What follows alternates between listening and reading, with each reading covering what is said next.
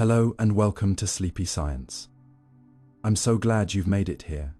Whether your thoughts are tangled from the day, your eyes are heavy with wonder, or you simply love to fall asleep with the quiet murmur of the unknown. Tonight, we'll take a gentle, four-hour journey into some of the most mysterious puzzles the universe has offered.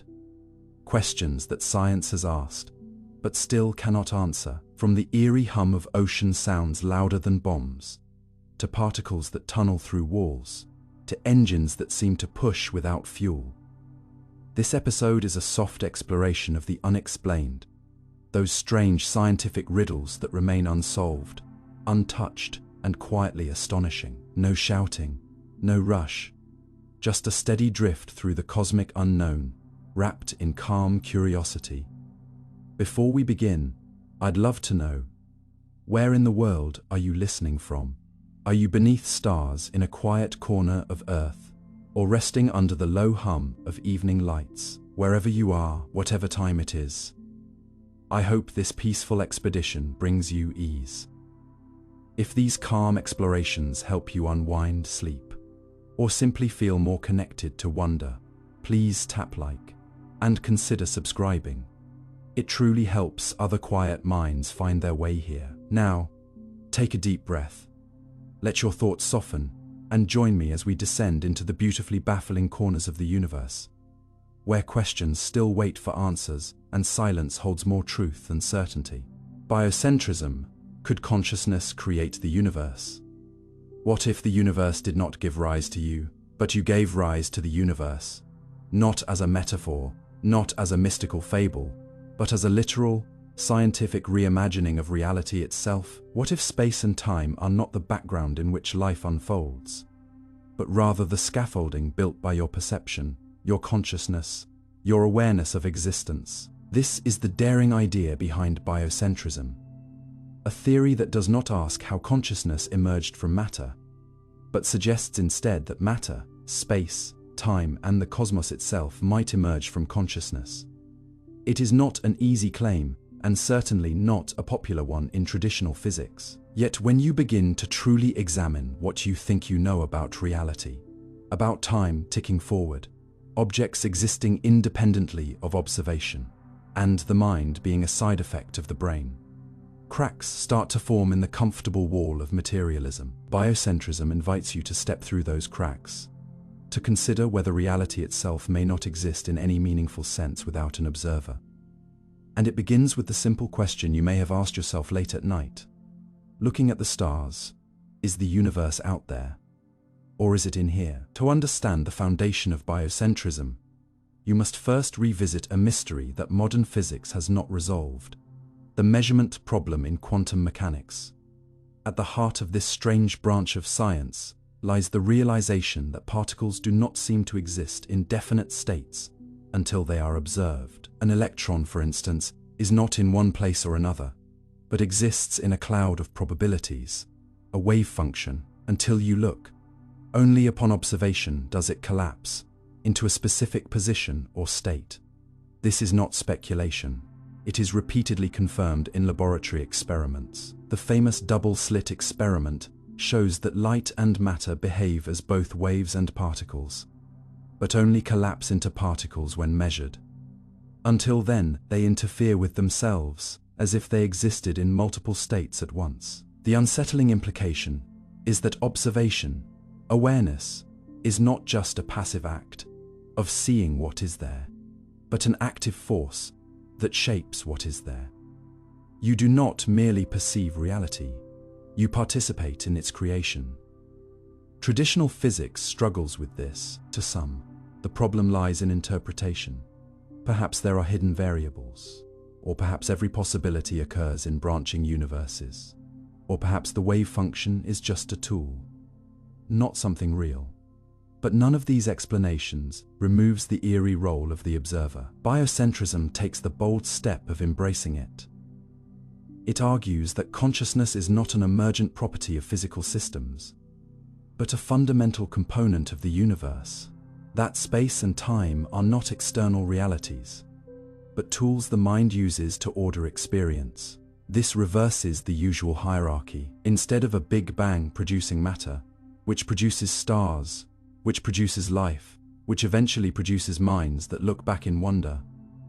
Biocentrism proposes that consciousness came first, and with it, the stage of space, the motion of time, and the appearance of a universe. This idea is radical, but not baseless. In fact, even classical physics is filled with evidence that space and time are not as objective as they seem. Einstein's theory of relativity shows that time is relative, that it stretches and compresses depending on motion and gravity. There is no universal now. Two observers moving differently through the cosmos will disagree on the order of events. If that is true, what exactly is time? Is it a physical entity or a mental framework we impose? Similarly, space is not a static container, but a dynamic field, curved by mass and energy. And quantum entanglement, the spooky action at a distance Einstein feared, suggests that particles can be connected instantly across vast distances, defying any spatial separation. If particles can ignore space and time, perhaps those concepts are not fundamental, but emergent. Biocentrism suggests they emerge from consciousness, that the passage of time is not something you move through, but something your mind creates to organize change, that the continuity of space is not a real structure, but a perception. This is not as alien as it sounds. Every moment of your life, your experience of the world, is filtered through your mind. Not just your thoughts, but your sensations, your perception of color, sound, temperature, direction. The world you know is a reconstruction, a simulation built from neural signals. You never touch the raw universe.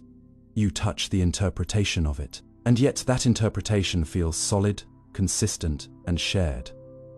Perhaps because we share the same kind of consciousness, structured in similar ways. We share a common version of reality. But if your mind was structured differently, if your consciousness operated on other principles, would the universe itself appear different? Could it even be a different universe? This is where the philosophy deepens. Biocentrism does not mean solipsism, the idea that only your mind exists. It does not claim that reality is a dream. Rather, it proposes that reality is participatory, relational, and mind-dependent, that there is no objective world, out there independent of all observers, but a co-created experience between consciousness and possibility. This aligns with some interpretations of quantum mechanics, particularly the participatory anthropic principle, which suggests that the universe must be structured to allow observers, because observation itself is what brings reality into being. And it aligns with deep philosophical traditions, from Eastern metaphysics to Western idealism, that have long proposed that mind is primary and matter secondary. Skeptics point out that biocentrism lacks a complete mathematical framework. It does not yet produce testable predictions or models that rival those of general relativity or quantum field theory, and that is a valid critique. Science thrives on measurable outcomes, but every theory begins as a lens, a way of looking that allows us to see patterns we did not see before. Biocentrism, at its best, is such a lens. It helps explain why the laws of physics are so precisely fine, tuned for life, why the constants of nature seem calibrated to allow complexity, why the universe appears intelligible at all. It shifts the question from how did consciousness emerge in a cold, dead universe, to how did a universe capable of hosting conscious observers arise in the first place? And if observation is necessary for existence, then perhaps consciousness is not an accident, but the foundation.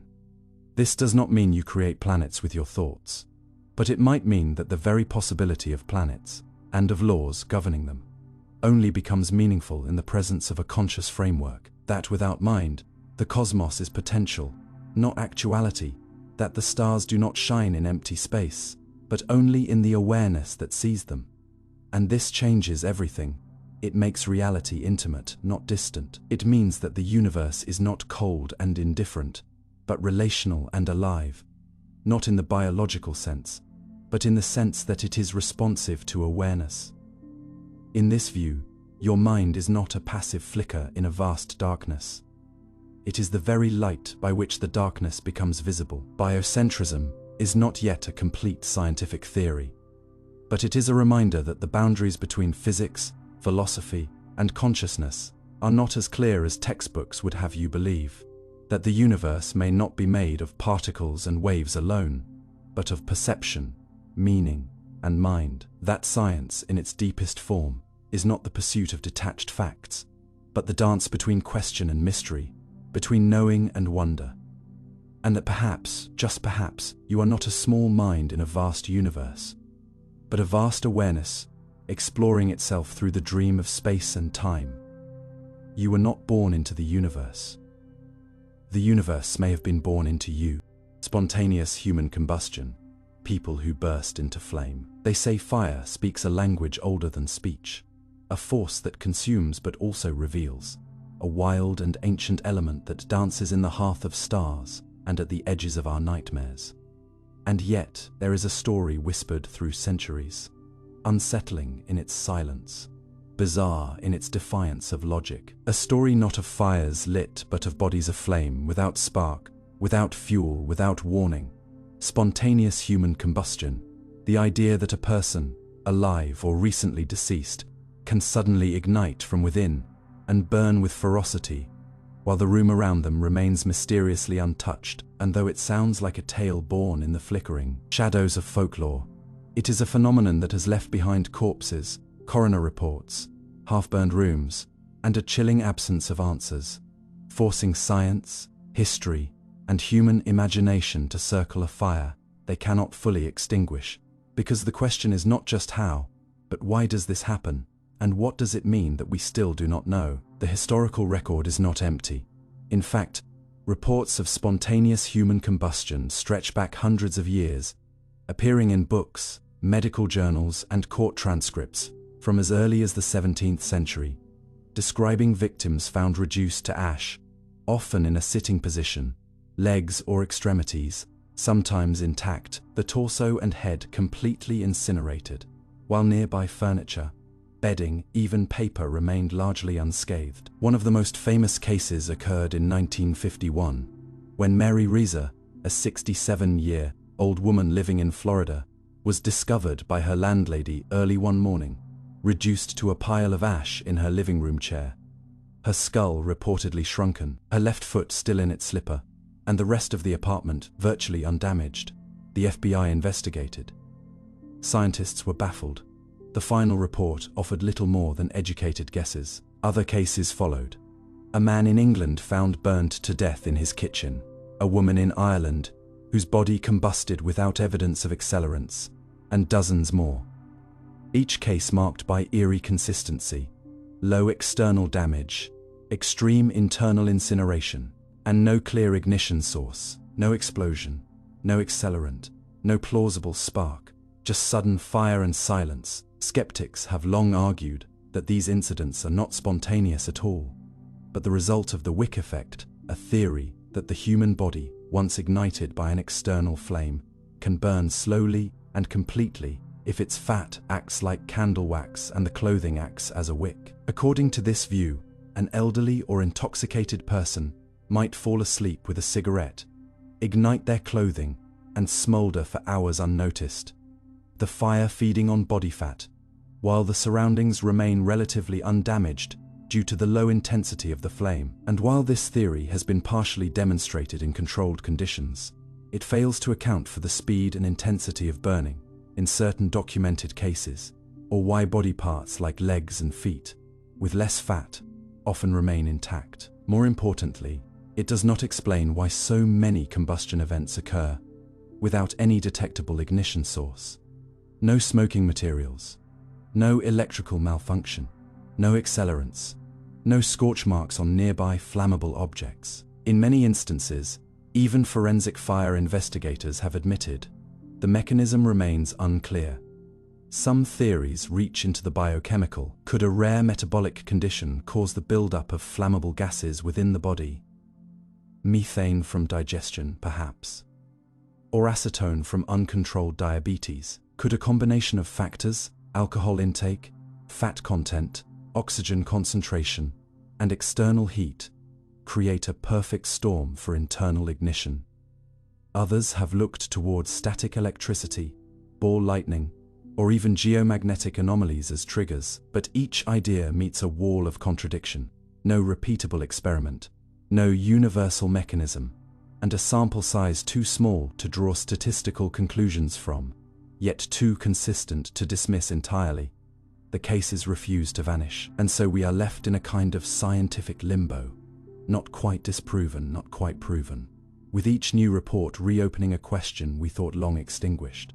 What makes this phenomenon so unsettling is not just its mystery, but its intimacy. Fire is supposed to be an external threat, something we light, something we control or fear from a distance. To imagine it originating inside you, consuming you from within without warning, is to face a violation of physical and psychological boundaries. It challenges our sense of safety, our faith in the predictability of the body, and our belief that death, though inevitable, comes in ways we can explain. Spontaneous human combustion bypasses those certainties. It is the body rebelling against itself. It is mortality made strange, and perhaps that is why it captures the imagination so powerfully. Not just because it is gruesome, but because it is metaphysical, a riddle not only of biology but of identity. Of course, not all scientists believe it is real. Many dismiss it outright as misinterpreted evidence, urban myth, or sensationalist reporting, and they are not wrong to be cautious. The human mind is prone to pattern, seeking, to fear, to storytelling in the gaps where data goes missing. Some supposed cases of spontaneous combustion have later been reclassified as overlooked accidents. Not every burn is a mystery, but the ones that remain unexplained, the few, the persistent, the well-documented, cannot be waved away so easily. They sit at the edge of science, like faint embers glowing in the corner of a darkened room, refusing to die out completely. They demand further investigation, not belief, not panic, but honest inquiry, because somewhere between skepticism and credulity lies the beating heart of science, the willingness to ask even uncomfortable questions. And so you are left with an uneasy truth. There is no definitive answer, not yet. Perhaps there never will be. Perhaps spontaneous human combustion will remain one of those phenomena that straddle the line between myth and medicine, between horror story and hypothesis. Or perhaps one day, a new branch of chemistry, a forgotten metabolic pathway, or an overlooked trigger will suddenly make all the pieces fall into place. Until then, each story, each victim, each scorch mark on the floor, and slippered foot left behind becomes a quiet testament to something we do not yet understand.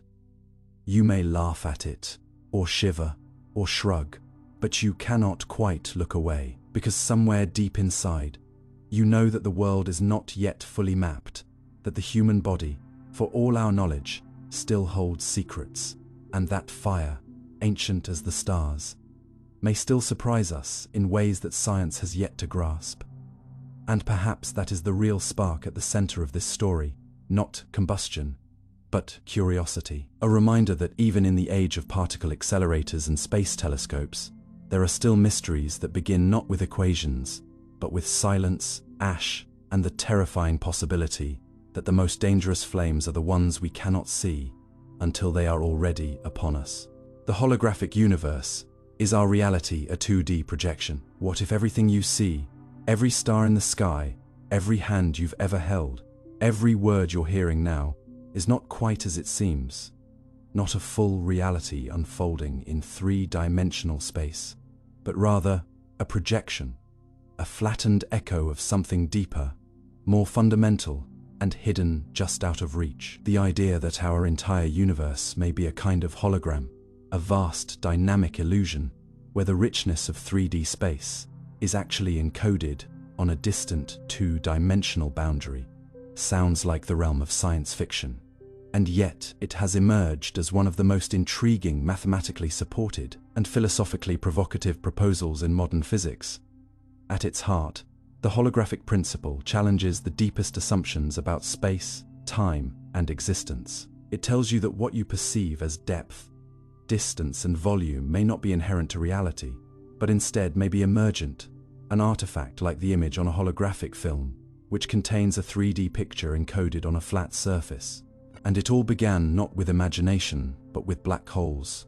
Those enigmatic regions of space-time where gravity becomes so intense that not even light can escape, and where the normal rules of reality start to unravel at the edges. In the 1970s, physicist Jacob Bekenstein made a startling observation. He proposed that the entropy, the amount of hidden information, of a black hole was not proportional to its volume, as one might expect, but to the area of its event horizon, the boundary beyond which nothing returns. This was strange. Why would the information content of a 3D object depend on its 2D surface? Stephen Hawking later confirmed and extended this idea, showing that black holes emit radiation and therefore have a temperature, linking thermodynamics, quantum mechanics, and gravity in an entirely new way. From this foundation, the question emerged: if the information inside a black hole can be fully represented on its surface, could the same be true for the entire universe? Could our three-dimensional reality be a kind of illusion? Not false, but derivative, generated from information that resides on a two-dimensional boundary, far beyond the cosmic horizon. This is not just metaphor. In string theory and quantum gravity, the holographic principle has become a powerful tool. It was first formalized by physicist Gerard Hooft, and later expanded by Leonard Susskind, proposing that all the information contained in a volume of space can be represented by degrees of freedom on its boundary, like a hologram, where a thin sheet of film holds the full depth of a 3D image. The most concrete and widely studied realization of this principle is the CFT correspondence, proposed by Juan Maldacena in 1997. In this duality, a type of universe with gravity can be exactly described by a quantum field theory without gravity on its boundary. It's as though everything happening inside the volume, every star, every particle, every interaction, has a twin description on a flat, lower, dimensional surface. Although our universe is not an anti-de Sitter space, we seem to live in a universe with positive, not negative, curvature. The success of this model suggests something profound, that gravity and space-time themselves might be emergent phenomena, arising from more fundamental quantum relationships inscribed elsewhere. In this view, the fabric of reality is not primary. It's not the arena in which physics plays out. It is the product of the play itself, generated from a deeper invisible script, and that script may be written in fewer dimensions than the world it creates. This does not mean you are living in a fake world. It means that the distinction between real and projected is subtler than it seems. Just as a hologram feels solid to your eye, but is fundamentally made of interference patterns, your experience of space may feel immersive and complete while being rooted in something more abstract. The atoms in your body, the distance between you and the moon, the curvature of light around galaxies, all of it may be encoded in quantum bits, vibrating not in 3D, but on a two-dimensional shell enclosing the observable universe. This is not philosophical hand-waving. In recent years, researchers have begun to derive the equations of general relativity, the laws that describe gravity and space-time, from entanglement patterns in quantum systems, reinforcing the idea that space and time might be built from information. This leads to a radical possibility that reality is not made of particles and fields, but of information and relationships, woven together in a code so deep and dense that it gives rise to the illusion of space, the passage of time, and the sense of self. The implications are staggering. If the universe is holographic, then many of the mysteries of physics, from the nature of black holes to the paradoxes of quantum mechanics, could find new clarity. The so-called black hole information paradox, where information seems to disappear into the abyss of a singularity, may be resolved by realizing that the information never enters the volume, but is always stored at the boundary. The strange non-locality of quantum entanglement, where particles seem to influence each other instantly across vast distances, may be explained if those distances are not fundamental, but emergent. The Big Bang itself, the origin point of all space and time, might not be a singularity in a 3D realm, but a phase transition in a deeper layer of information. And perhaps most unsettling of all, your consciousness, the sense of being located in a body, in a space, at a time, might not be tethered to the structure of 3D reality, but to patterns of interaction in a hidden, lower dimensional code. Of course, the holographic universe is still a hypothesis. We do not yet have direct experimental evidence for it. The mathematical models are elegant and powerful, but they rely on assumptions that may or may not hold in our particular universe. And yet, the growing body of research around quantum gravity, black hole thermodynamics, and information theory continues to point in this direction. We have already accepted that time may be relative, that particles may be waves, that the vacuum is not empty. The idea that space itself is not fundamental, that it emerges from quantum information, is not more radical than these, but it is more complete. It reframes your place in the cosmos. You are not just a being moving through a 3D world. You may be the surface expression of a much deeper informational reality, a ripple in a cosmic hologram, briefly illuminated by the light of awareness. So what does this mean for you? For the way you think, live, and wonder? It means that the boundary between physics and philosophy is not a wall, but a bridge, that the structure of reality is not fixed, but dynamic, that your perceptions, your memories, your sense of self may all be real, but not in the way you assumed. They may be real as reflections are real, consistent, coherent, and meaningful.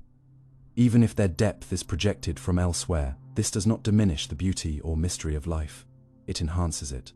It tells you that the universe is not flat or shallow, but layered, and that the surface you experience is part of a much deeper design, a code beyond space, beyond time, beyond dimension.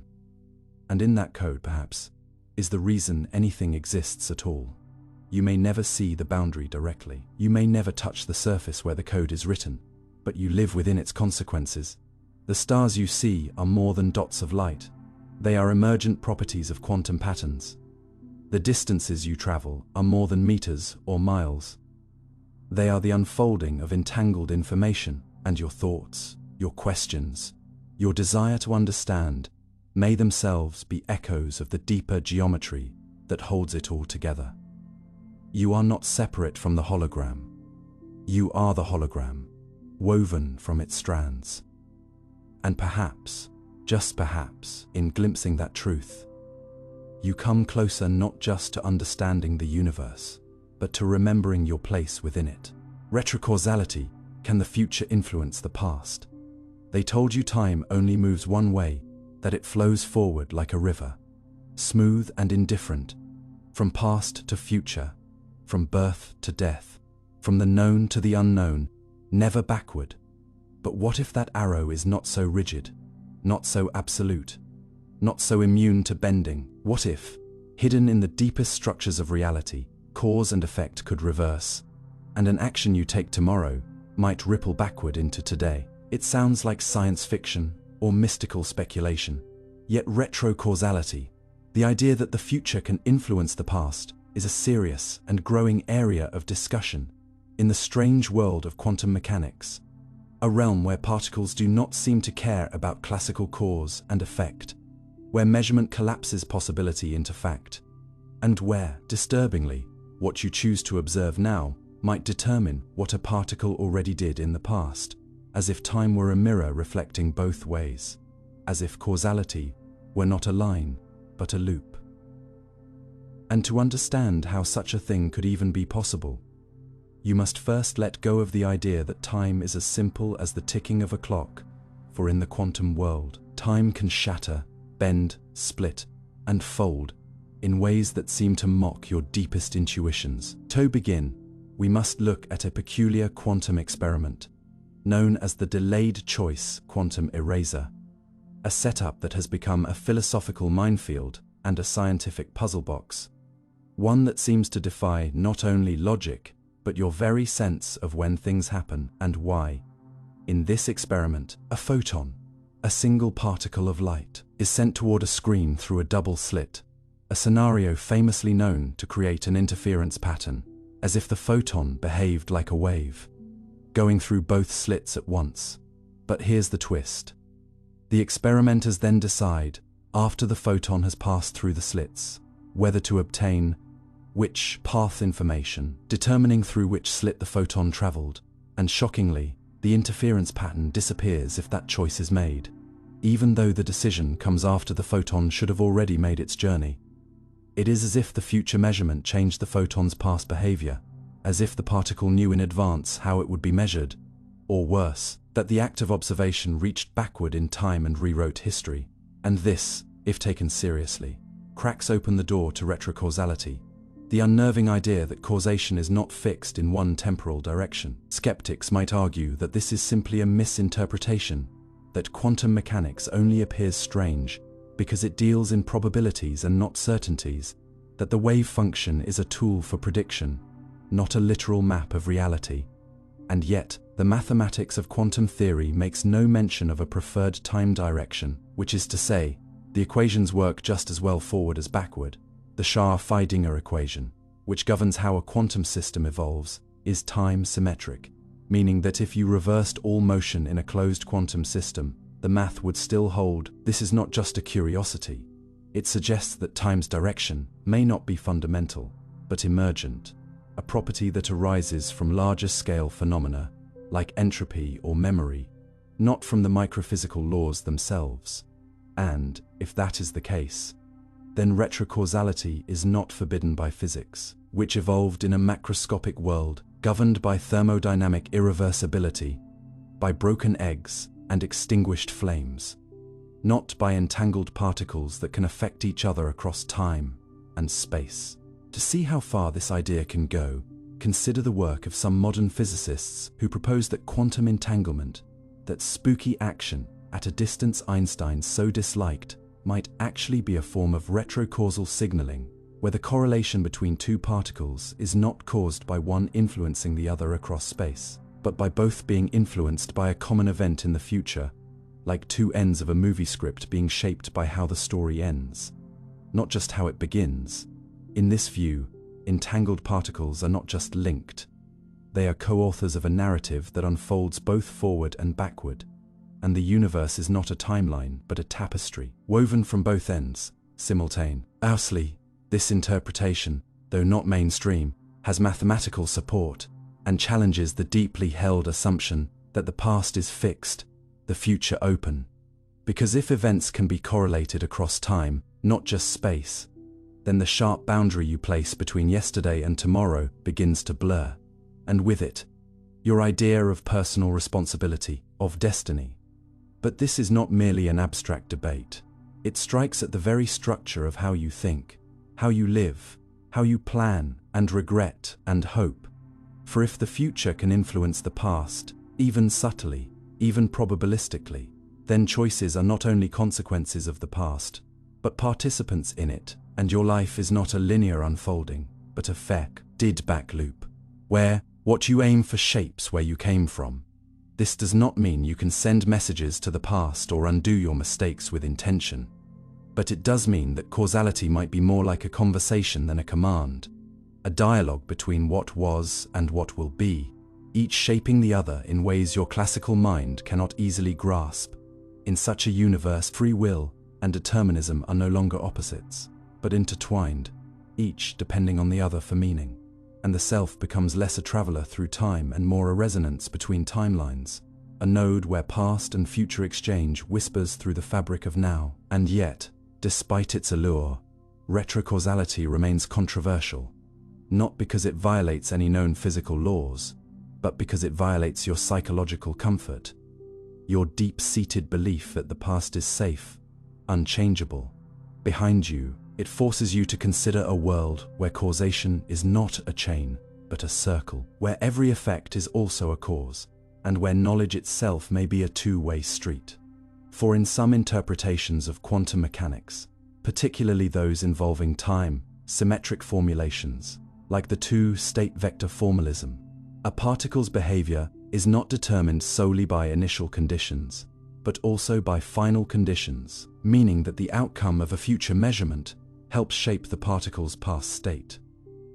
This is not a loophole or a philosophical gimmick, but a rigorous reinterpretation of quantum theory that maintains consistency with all observed data while offering a radically new view of temporality. The implications of this are not just physical, but existential. If the future can influence the past, even slightly, even subtly, then what does it mean to make a decision? Are you choosing freely, or are you fulfilling a pattern that your future self is already part of? Does your intuition of agency survive such a model, or does it dissolve into a sea of interdependent probabilities, where meaning emerges not from sequence, but from structure, like notes in a chord, not steps in a melody? These are not questions with definitive answers, but they matter, because they invite you to rethink what it means to live, to act, to remember, to imagine. Perhaps you are not moving through time, but co-creating it, not merely subject to causality, but a participant in its unfolding logic, one that stretches not just ahead of you, but behind you as well, inviting you to imagine a universe where cause and effect do not march in single file, but dance in spirals, and where the story of everything is not just written from beginning to end, but also from end to beginning, always in dialogue, always unfinished. Why matter exists, the antimatter mystery. You would not be here if the universe were fair, and that strange, quiet fact is the beginning of one of the deepest mysteries in modern physics. Why matter exists at all. When you look in the mirror, when you reach for a cup of water, when your heart beats, or your brain thinks, you are experiencing the physical presence of matter, particles with mass, with charge, with substance. But what is rarely questioned is why there is anything left to experience in the first place. Because according to the most precise and elegant equations of particle physics, the moment the universe began, matter and antimatter should have existed in perfect symmetry, emerging from the energy of the Big Bang in exactly equal quantities, mirror images with opposite charges and properties, destined to collide and annihilate each other completely, reducing everything to a uniform sea of light. And yet, that is not what happened. Instead, for reasons we still do not understand, matter won. Somehow, for every billion particles of antimatter, there was just one more particle of matter. That tiny imbalance, that 1 in a billion, is the reason you exist. The reason galaxies formed, the reason stars shine and atoms hold together. The reason there is a universe with texture and structure instead of a blank void of radiation. But how could such a minuscule asymmetry survive the fury of cosmic birth? Why did the laws of nature favor something instead of nothing? Why does matter persist when its twin, antimatter, has all but vanished into history? To begin unraveling this enigma, you must first understand what antimatter really is. Not science fiction fuel or a theoretical ghost, but a real and observable form of matter's shadow.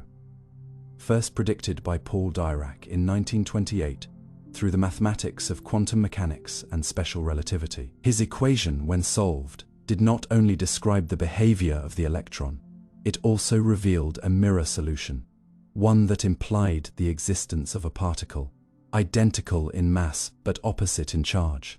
The positron. This was no mere curiosity. It was later found in nature, in cosmic rays, and in particle accelerators.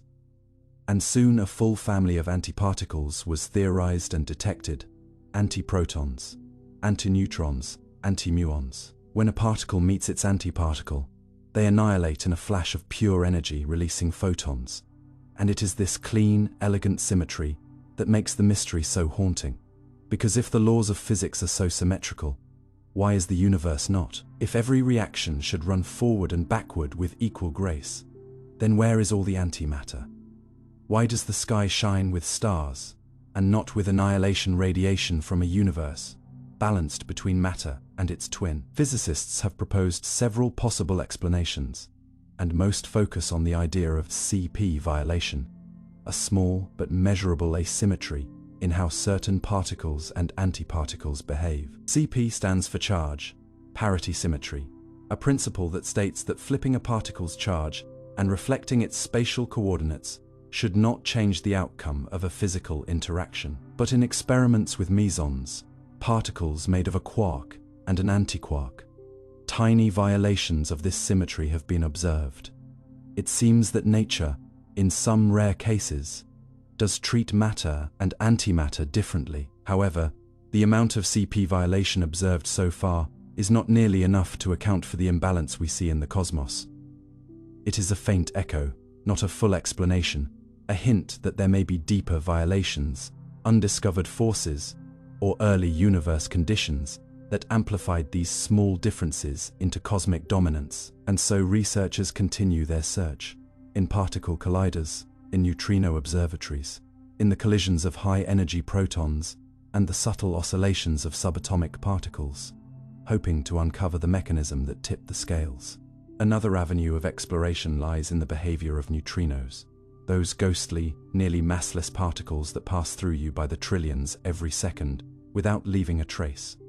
Neutrinos come in flavors, and they can change from one flavor to another as they move, a phenomenon known as oscillation. Some theories suggest that in the early universe, a similar asymmetry in the behavior of neutrinos and antineutrinos may have played a key role in the survival of matter. If neutrinos are their own antiparticles, a possibility still being tested, then their decays could have subtly favored matter over antimatter in a process called leptogenesis, which may have cascaded into the observed dominance of matter in the cosmos. This idea is elegant and tantalizing, but like so much in modern physics, it remains just out of reach, a whisper from the edge of known science.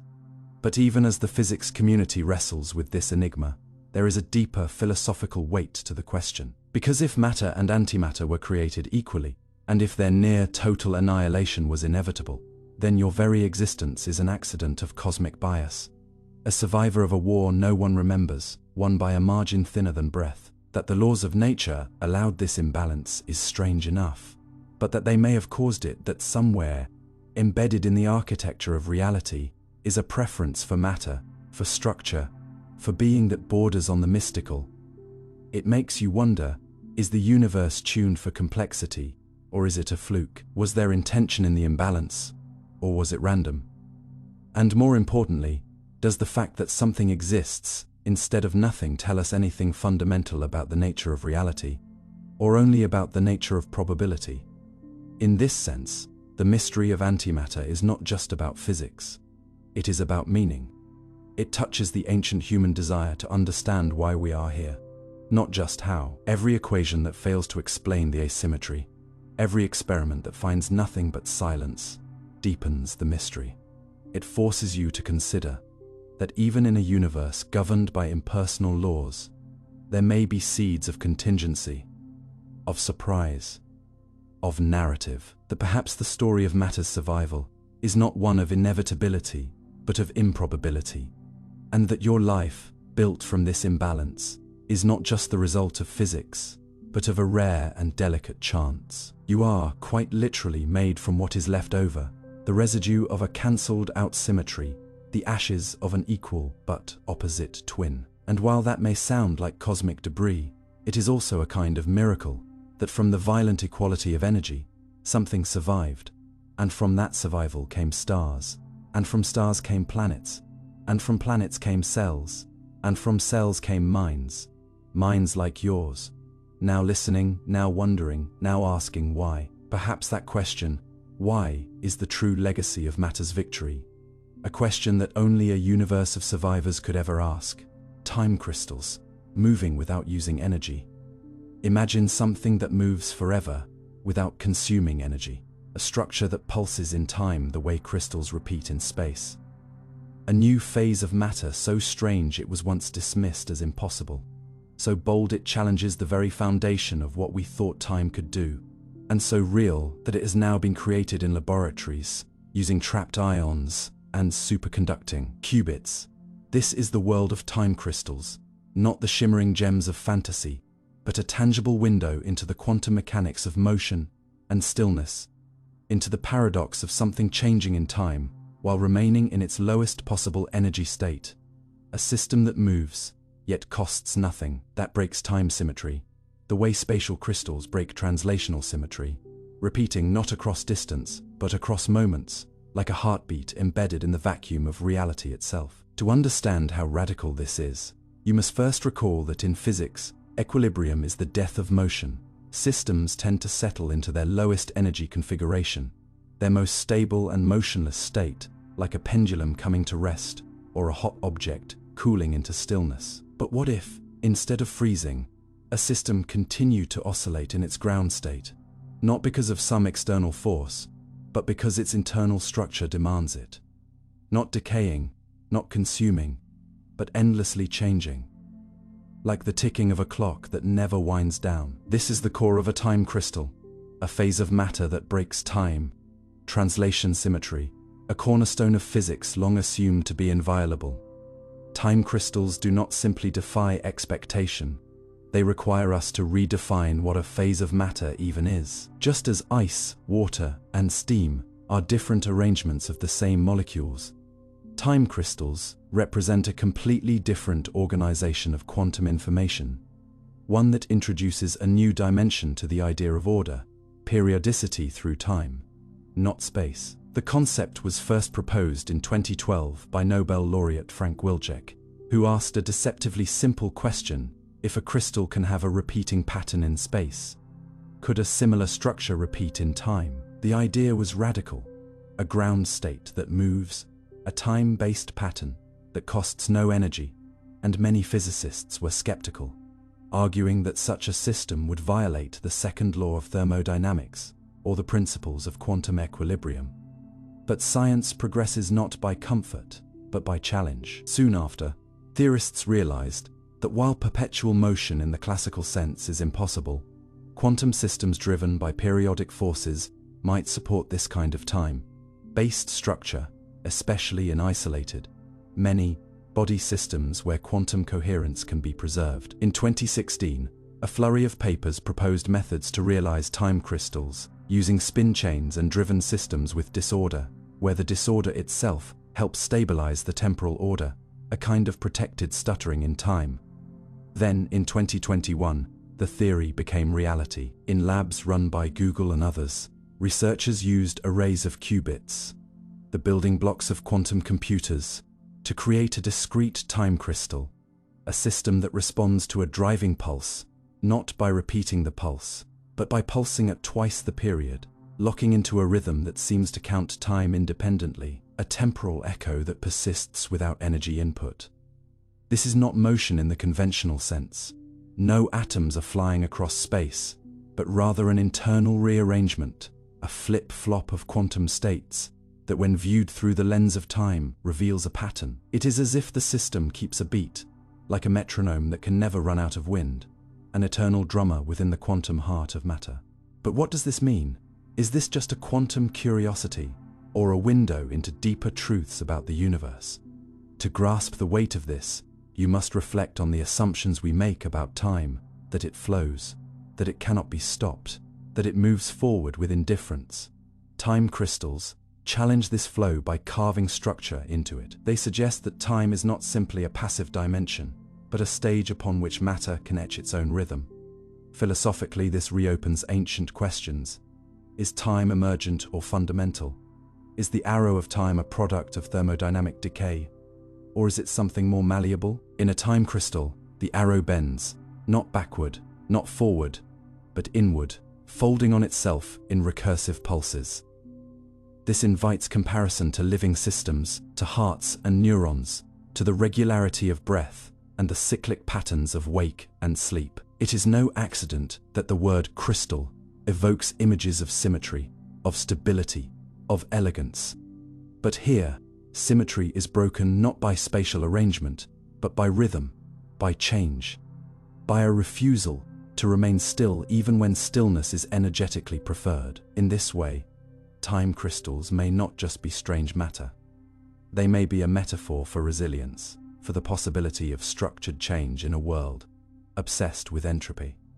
Technologically, the implications are profound. Time crystals could one day be used in quantum computing as memory systems or timing mechanisms with extraordinary stability, because their periodic motion is protected by the very nature of their state. In a normal computer, bits are prone to error and drift, but in a time crystal, the information could persist in perfect rhythm, like a cosmic pendulum immune to noise. But beyond utility, there is wonder. The discovery of time crystals feels like a revelation from a deeper layer of the quantum world, one that hints that even in the quietest, coldest possible state of existence, there is movement, not of atoms, but of patterns, of ideas, of time itself being marked by something other than decay. It forces you to consider that stillness and motion are not opposites, but collaborators, and that the fabric of reality may be richer than we dared to imagine. In the end, time crystals leave you with more than scientific intrigue. They leave you with poetic disquiet. They whisper that even the ground state is not truly still, that there are forms of order not bound by space, that time itself can be folded into structure. You, living within the arrow of time, might have assumed that the only rhythm that matters is the one marching forward. But time crystals suggest another possibility, that within the quiet hum of the universe, there may be hidden beats, regularities unseen, systems that dance in place to a song that does not fade. They do not defy physics, they extend it, revealing that motion without energy is not magic, but math, not a miracle, but a mode of being previously unimagined. And in that expansion of possibility, in that whisper from quantum silence, they remind you that the universe is still full of surprises, elegant, ordered, and perpetually pulsing. Even in the places you once thought were still, the fine-tuning of the universe, coincidence or design. You live in a universe where a single number changed by a fraction too small to see would mean you would not be here to see it. A cosmos so delicately calibrated that if the strength of gravity were ever so slightly stronger, stars would have burned too fast for life to evolve, or if it were weaker, no stars would have formed at all, where the electromagnetic force is just the right magnitude to allow atoms to bond, but not so strong that all matter clumps together into inert sameness, where the difference between existence and nothingness depends not on chaos but on precision, on values that seem chosen, not stumbled into, not random but razor thin in their tolerance for deviation. And yet, here they are, constant and silent, governing every galaxy, every molecule, every breath you take. This, they call the fine-tuning of the universe, a mystery so profound it has caused both physicists and philosophers to pause, to ask not only how things work but why they work in this way, why the physical laws are not only stable, but astonishingly accommodating to life, and whether this uncanny balance is the result of blind chance, an invisible necessity, a multiverse lottery, or something else entirely. From the speed of light to the Planck constant, from the mass of the proton to the cosmological constant, the values that underpin reality are not arbitrary. Change them just slightly, and stars do not ignite. Chemistry does not function, planets do not coalesce, life never forms, and yet in our universe, these numbers align not merely to allow matter to exist, but to allow complexity, evolution, and consciousness, a feat so rare that even the most skeptical minds have called it exquisitely improbable. This is not to say the universe is perfect, far from it, but that it is permissive, in a way that defies simple statistical explanation, as though the entire fabric of space and time were threaded with the potential for awareness. In the last century, this fine-tuning has moved from philosophical musing to scientific confrontation, as advances in cosmology, quantum mechanics, and particle physics revealed just how many of the universe's key constants must be just right to permit any form of structure, let alone observers. Take the cosmological constant, the energy density of empty space. If it were larger by even a factor of 10 to the power of 120, the universe would have expanded too rapidly for galaxies to form. A number so absurdly precise that Nobel-winning physicist Steven Weinberg called it the most finely tuned parameter in all of physics. Or consider the strong nuclear force. If it were just 2% stronger, hydrogen would fuse too easily, and stars would burn out in moments. 2% weaker, and no fusion at all. The ratio of the masses of the neutron and proton, the amplitude of the primordial density fluctuations, the dimensionality of space. All of these exist within tight windows, like the tumblers in a cosmic lock that, if misaligned, deny the possibility of life. The more scientists measured, the more they found themselves astonished, not only by the presence of order, but by its fragility, by how easily the music of the cosmos could have fallen silent, how very nearly it might have been a cold void rather than a living poem. And yet, this leads not to answers, but to deeper questions. Is this fine-tuning an illusion born of selection bias? A classic case of course we observe a life-permitting universe, or else we would not be here to observe it. This anthropic principle, while logically sound, feels incomplete, unsatisfying, as though explaining a miracle by saying it had to happen, because it did. It does not explain why these laws exist at all, or why their values are what they are. Some have turned to the idea of the multiverse, the notion that our universe is but one of many, perhaps infinitely many, each with different physical laws or constants. In this view, we live in a Goldilocks cosmos, not because it was crafted with care, but because it happens to be the rare one where life could arise, a cosmic accident made inevitable by sheer numerical abundance. This idea, while intriguing and grounded in some interpretations of inflation theory and string theory, is hard to test. The other universes, if they exist, may be forever beyond our observational reach, rendering the explanation metaphysical at best. Others suggest that fine-tuning is a mirage, that if we understood the deeper laws of physics, we would see that these constants must take the values they do, that what now appears delicate is in fact inevitable, born of unifying principles not yet known. Still, the more we search, the more it seems that these constants could have taken a range of values, and most of those values would not permit stars, chemistry, or life.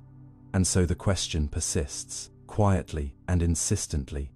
Why is the universe so precisely balanced in our favor? And more hauntingly, does that suggest intent, or only improbability? For some, the fine-tuning hints at a designer, not necessarily a bearded deity in the sky, but some principle of purposiveness baked into the architecture of reality.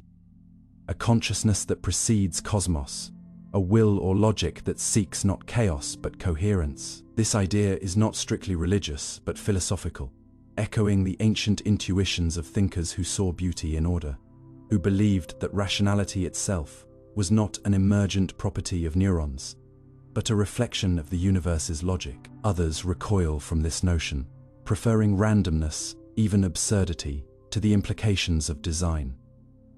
The debate is not about science versus religion, but about interpretation, about whether the patterns we observe are sufficient in themselves, or whether they point beyond. What makes this mystery so rich is that it is not a gap in knowledge waiting to be filled, but a mirror. It reflects what you bring to it. If you believe the universe is indifferent, you will find plenty of evidence for chance. If you believe it is guided, the symmetry and delicacy will feel like fingerprints. Either way, the facts remain. The constants are fine-tuned, improbably so, and whatever the reason, the result is you. A being capable of wondering, of asking, of noticing the miracle of being able to notice anything at all. And so you sit, quietly orbiting a minor star in an unremarkable galaxy, yet surrounded by laws so exact they produce nuclear fusion, electromagnetism, planetary orbits, carbon chemistry, self-replicating molecules, and eventually minds. The very act of wondering about fine-tuning is itself a product of it. You are not outside the system looking in. You are the echo of its equations, a pattern that emerged not from chaos, but from the subtle harmony of forces that do not scream their purpose, but hum in elegant constraint. Whether this is coincidence or design may never be settled. But what matters more is what you do with the awareness. Do you shrug, or do you marvel? Do you see randomness, or the birthright of structure? Perhaps the universe is not fine-tuned for life, but rather, life is the inevitable expression of a universe capable of tuning anything at all. In that sense, you are not an accident, but an inevitability. Not because someone planned you, but because reality itself bends toward expression. And that realization, fragile and quiet, is more than science or belief.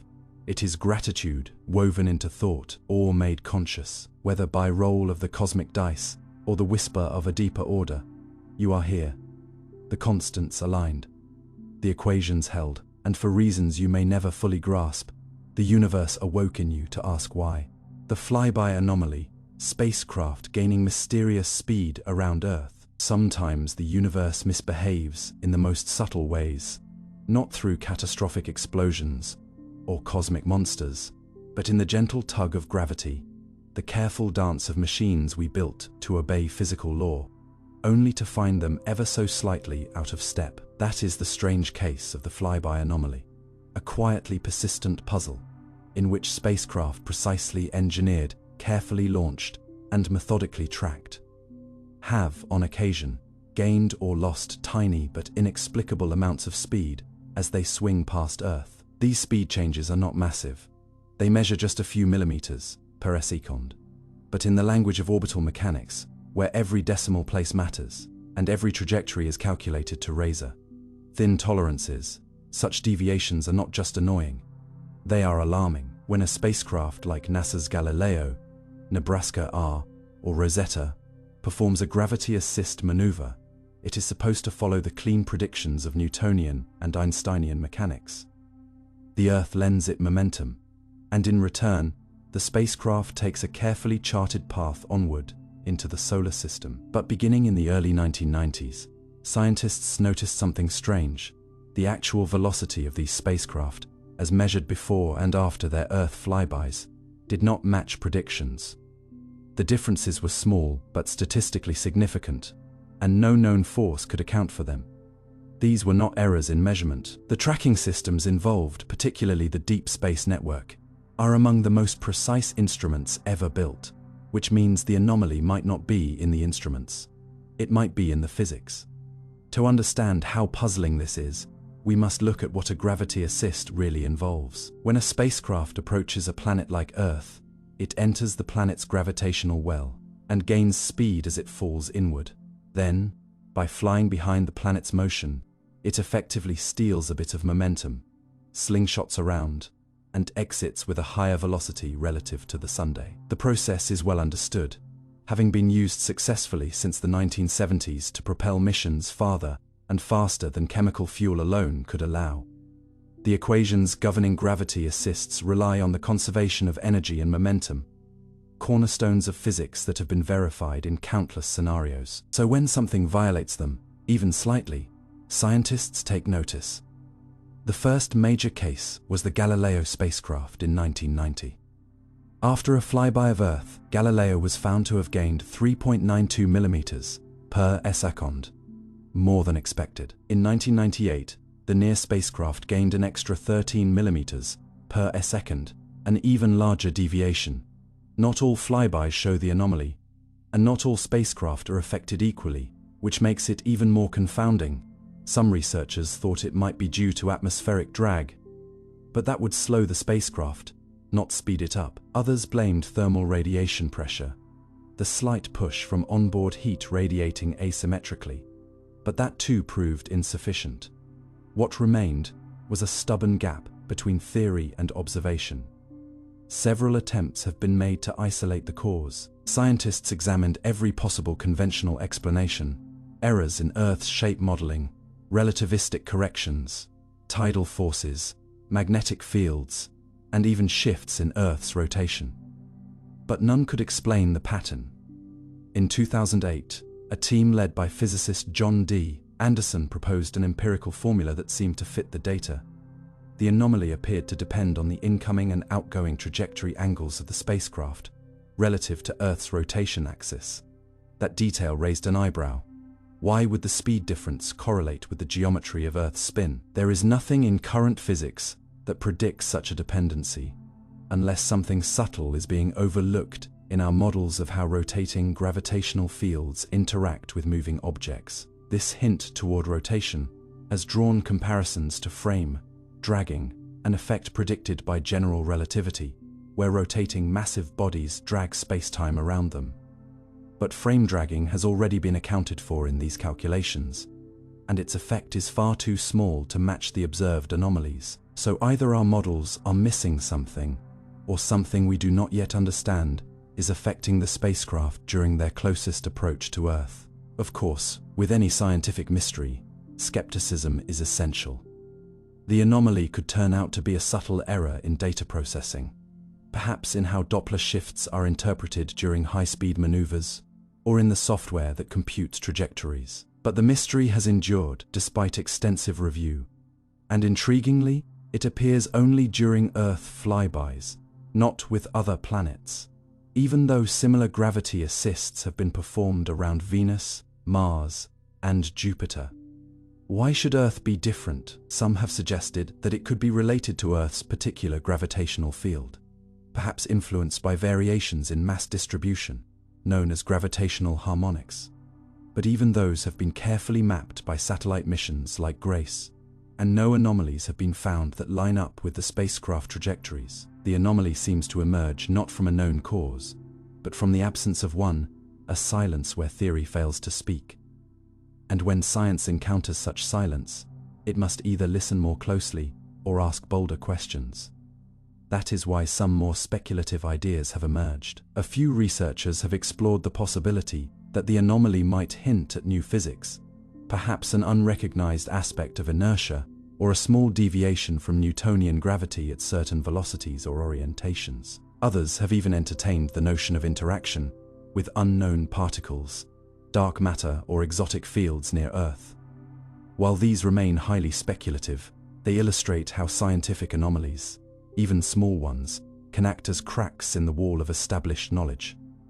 Cracks through which light sometimes shines. One especially bold hypothesis involves the idea that our models of time and space, particularly as they relate to rotating reference frames, might need revision. If time is not uniform across all directions, or if some subtle anisotropy exists in space-time near rotating bodies like Earth, perhaps this could lead to minute energy gains or losses. Again, this is speculation, but so was relativity once. So was quantum mechanics. The flyby anomaly, though not dramatic in everyday terms, is precisely the kind of puzzle that has historically led to major breakthroughs. When Mercury's orbit deviated slightly from Newtonian predictions, it hinted at a flaw in classical mechanics, a flaw Einstein resolved with general relativity. When the motion of stars in galaxies failed to match visible mass, it pointed to the existence of dark matter. Tiny discrepancies matter. They are not nuisances. They are whispers from the edge of understanding. And so, even though the flyby anomaly does not involve crashing spacecraft or catastrophic failures, its persistence nags at the minds of those who believe the universe should behave according to its rules, and reveals that maybe, in some corners, those rules are incomplete. Today, missions are being designed to probe the anomaly more directly. Proposed experiments would use multiple synchronized clocks, gyroscopes, and high-precision tracking systems to monitor flyby conditions with unprecedented accuracy. Future spacecraft might be equipped with better thermal modeling sensors or designed to perform multiple flybys at varying orientations, to test the geometry hypothesis under controlled conditions. And perhaps one day, we will find that the anomaly was indeed the result of some overlooked mundane factor, a miscalculation, a signal reflection, a computational artifact. If so, science will have done its job, and the anomaly will vanish into the annals of solved curiosities. But if it is not, if the anomaly holds, then it may lead us somewhere new, somewhere unexpected, somewhere beyond. In the end, the flyby anomaly is a reminder that the universe is not only stranger than we imagine, but sometimes stranger than we are ready to believe, and that even in the age of satellites, equations, and simulations, nature still keeps secrets in the margins. It tells us that progress in science does not always come from grand revelations, but from the patient study of the unexplained, from watching a spacecraft skim above Earth's clouds, and noticing that something real, however small, does not add up. And that perhaps, within those decimal places, the next great discovery is waiting. Quiet, cold, persistent. Like gravity itself. The vacuum catastrophe. Why empty space should be exploding. Imagine waking up one morning to find that the very fabric of reality, the thing you had always assumed was nothing, just empty space, was not only something, but the most energetic, explosive entity in the entire universe, a silent storm hiding in plain sight. And that if our best physical theories were even half correct, this invisible ocean of vacuum energy beneath your feet and above your head should be detonating with a force so vast that it would tear atoms apart, rip galaxies into vapor, and reduce every star to silence before a single second passed. And yet, nothing of the sort happens.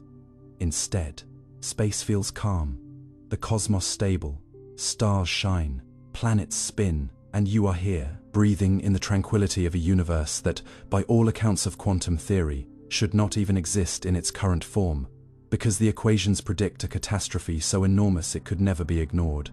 The so-called vacuum catastrophe, one of the most astonishing discrepancies in all of modern science, where what quantum field theory tells us should be happening doesn't line up with what we actually observe.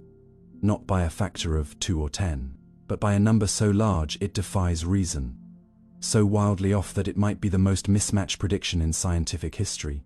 And that number, depending on how it's calculated, is somewhere around 10 to the power of 120, meaning that the vacuum energy predicted by theory is that much stronger than what we see, a number that doesn't just dwarf stars or galaxies, but obliterates any hope that our understanding of the universe is close to complete. To understand the catastrophe, you must first understand what vacuum really means.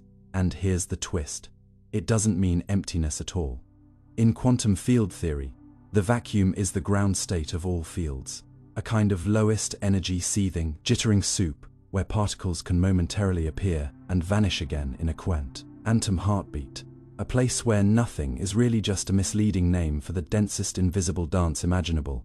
And these quantum fluctuations, the jittering of fields that underlie particles, have energy.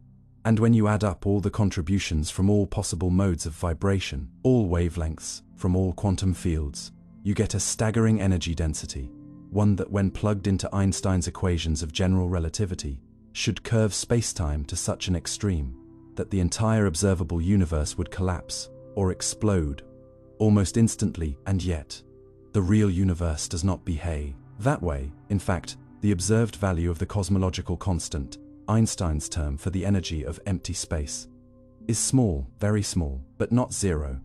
And therein lies the paradox. Quantum mechanics says it should be enormous. Cosmology says it is tiny but not nothing.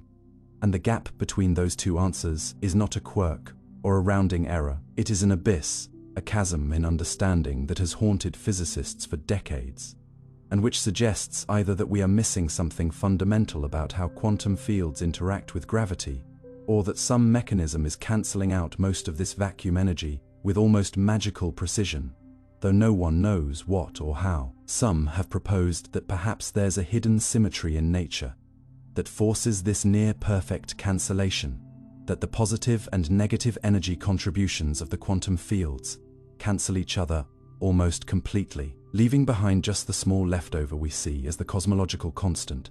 But no symmetry known to current physics seems to have this effect without introduction. In even worse problems, others suggest anthropic reasoning, saying that perhaps there are countless universes, each with different values of vacuum energy, and we just happen to be in the rare one where the value is low enough for galaxies to form and life to exist.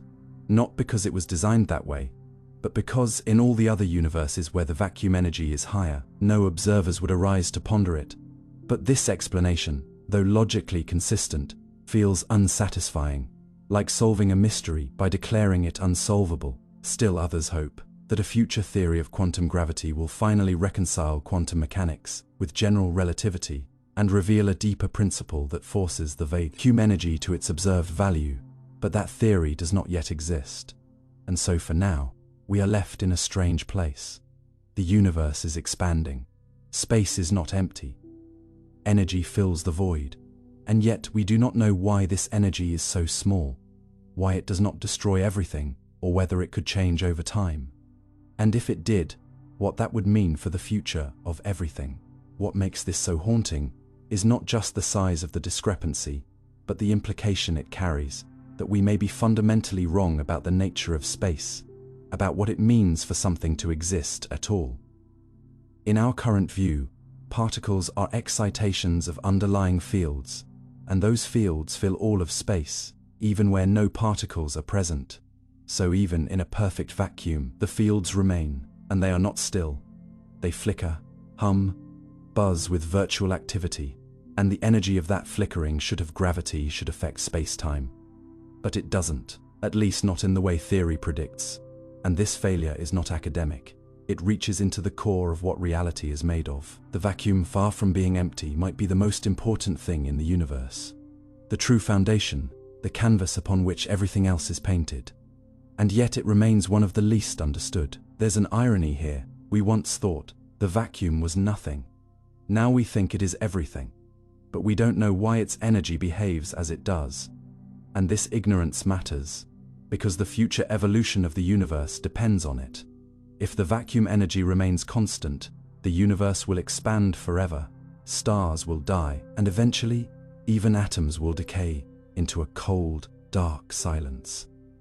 But if the vacuum energy changes, even slightly, the cosmos could tear itself apart in a final acceleration, or collapse in a reversal so violent, it would undo every galaxy in a heartbeat. You sit within this silence, this calm ocean of uncertainty, wrapped in a space that seems tranquil, but hides a tension so vast it humbles every calculation we know.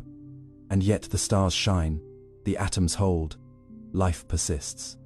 And perhaps that is the strangest fact of all, that amid all the wild predictions, amid all the potential chaos of runaway vacuum energy, the universe is coherent enough for you to wonder about it. To hear these words, to trace the outline of the void, and find it not empty, but full of unanswered questions. The vacuum catastrophe is not just a mismatch between numbers. It is a doorway, a challenge, a wound in the smooth fabric of understanding, reminding us that even our best theories remain incomplete, that knowledge always contains mystery, and that behind the quiet of space lies a roaring enigma waiting to be heard, whether we ever solve it or not. Whether the vacuum's secrets remain hidden or are one day revealed, the very act of asking pulls you closer to the heart of the universe, not as a spectator, but as its thinking edge, its question mark, its flickering candle of curiosity in the vast dark, the cold spot in the cosmic microwave background, a glitch in the universe. Not every scar is visible. Some stretch across the cosmos itself, vast and quiet, etched not in matter, but in the faint afterglow of creation, in the ancient radiation that still echoes from the birth of everything you know. This is the story of the cold spot, a massive, mysterious region in the cosmic microwave background radiation that is inexplicably colder than the rest of the observable universe. As if something brushed against reality shortly after the Big Bang and left a bruise that refuses to fade. To understand why this anomaly matters, you first need to grasp what the cosmic microwave background, or CMB, actually is. It is not light from stars or galaxies, but the cooled remnant of the first light ever released, about 380,000 years after the Big Bang, when the universe became transparent enough for photons to move freely for the first time. This radiation is everywhere, in every direction you look, and it is astonishingly uniform, differing in temperature only by fractions of a degree. These tiny variations are essential. They are the seeds from which galaxies formed. But in 2004, when data from NASA's Wilkinson Microwave Anisotropy probe was being analyzed, scientists found something that did not belong, a large region, roughly 1 billion light years across, that was significantly colder than the surrounding space. It was not just a dip, it was a deviation, and it was too deep, too wide, and too precise to be explained by random chance alone. The discovery raised a chilling question. Did something go wrong in the fabric of the cosmos itself? At first glance, a cold patch in a cosmic heat map might not sound dramatic, but in the context of cosmic inflation, the theory that the early universe expanded faster than the speed of light for a brief moment, it is a major anomaly. The cold spot challenges our most successful models of the universe's early behavior. Normally, temperature fluctuations in the cosmic microwave background follow a predictable statistical distribution, shaped by quantum fluctuations stretched during inflation. But the cold spot deviates from this pattern significantly, lying far outside what you would expect from natural variation. Statistically, it is unlikely. Physically, it is puzzling. And philosophically, it is unsettling. If the universe is supposed to be isotropic, the same in all directions, how can a massive, unusually cold region exist at all?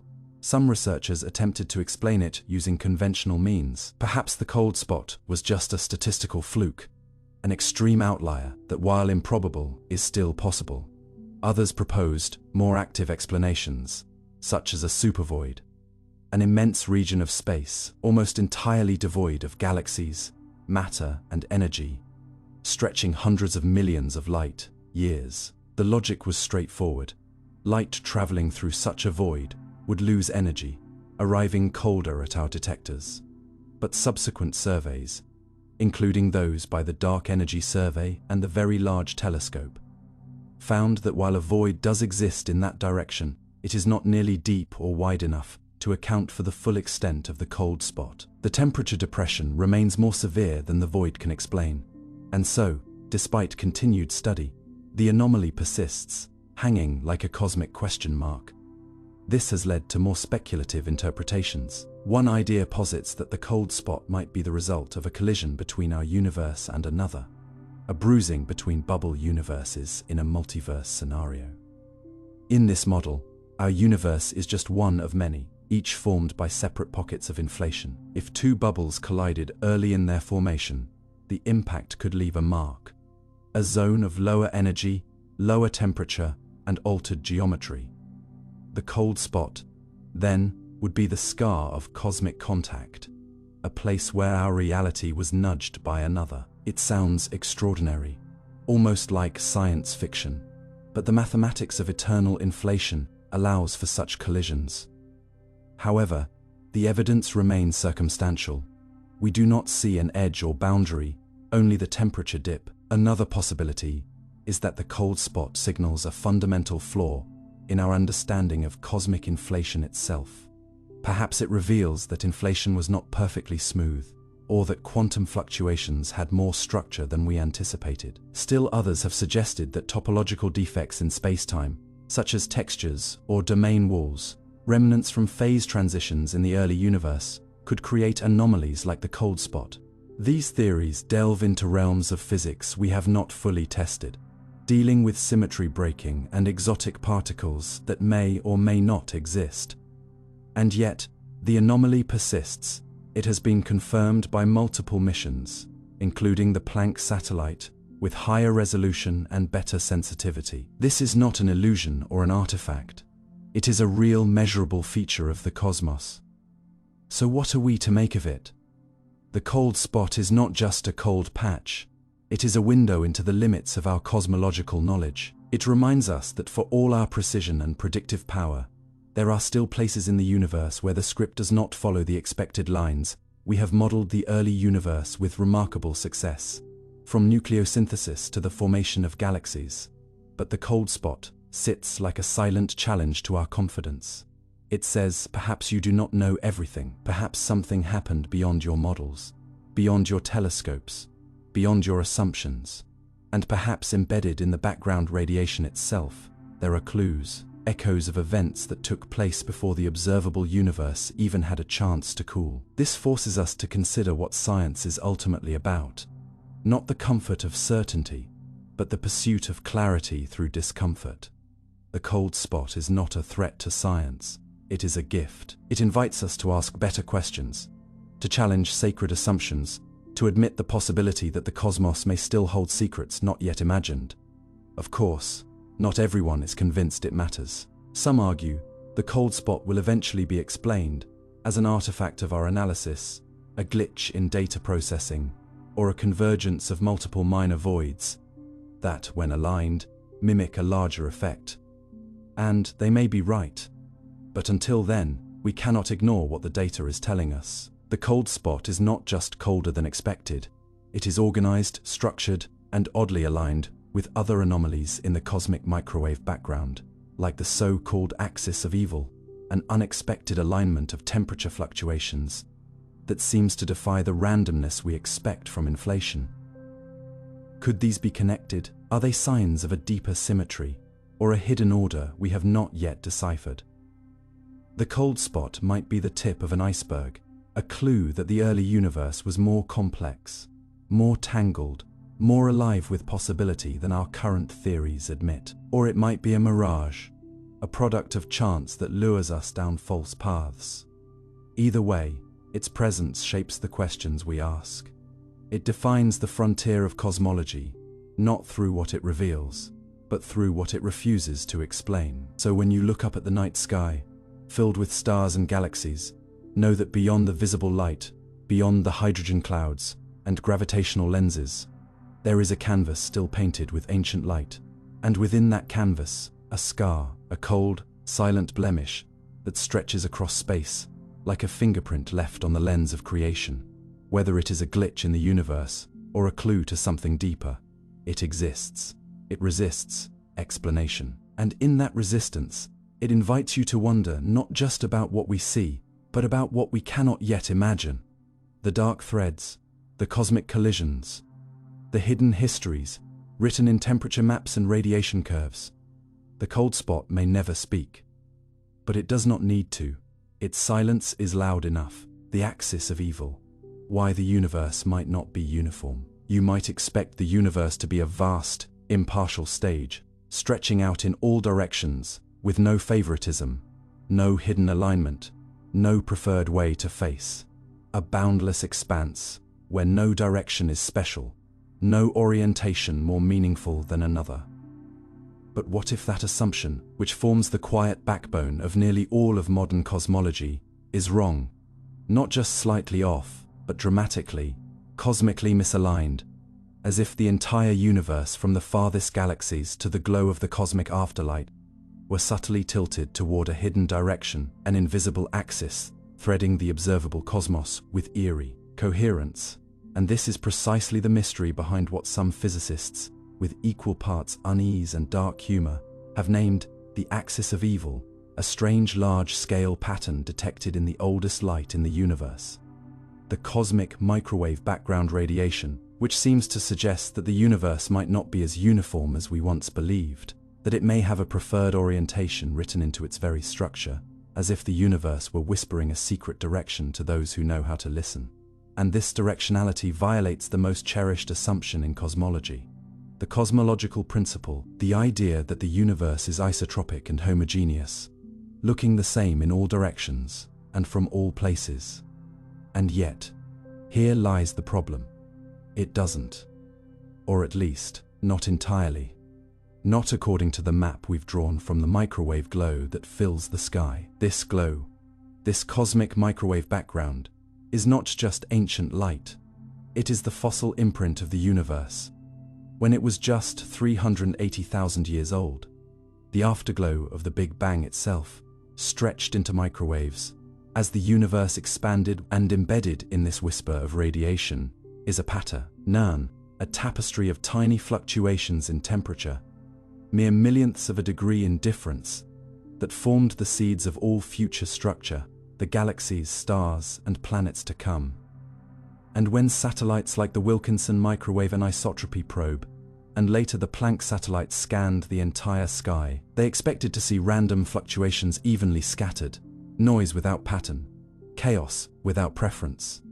But instead, what emerged was a strange alignment, a series of temperature anomalies that appeared to line up along a specific direction across the sky, forming what looked like an axis, as though the universe had a spine, a cosmic north, a slant toward a certain orientation.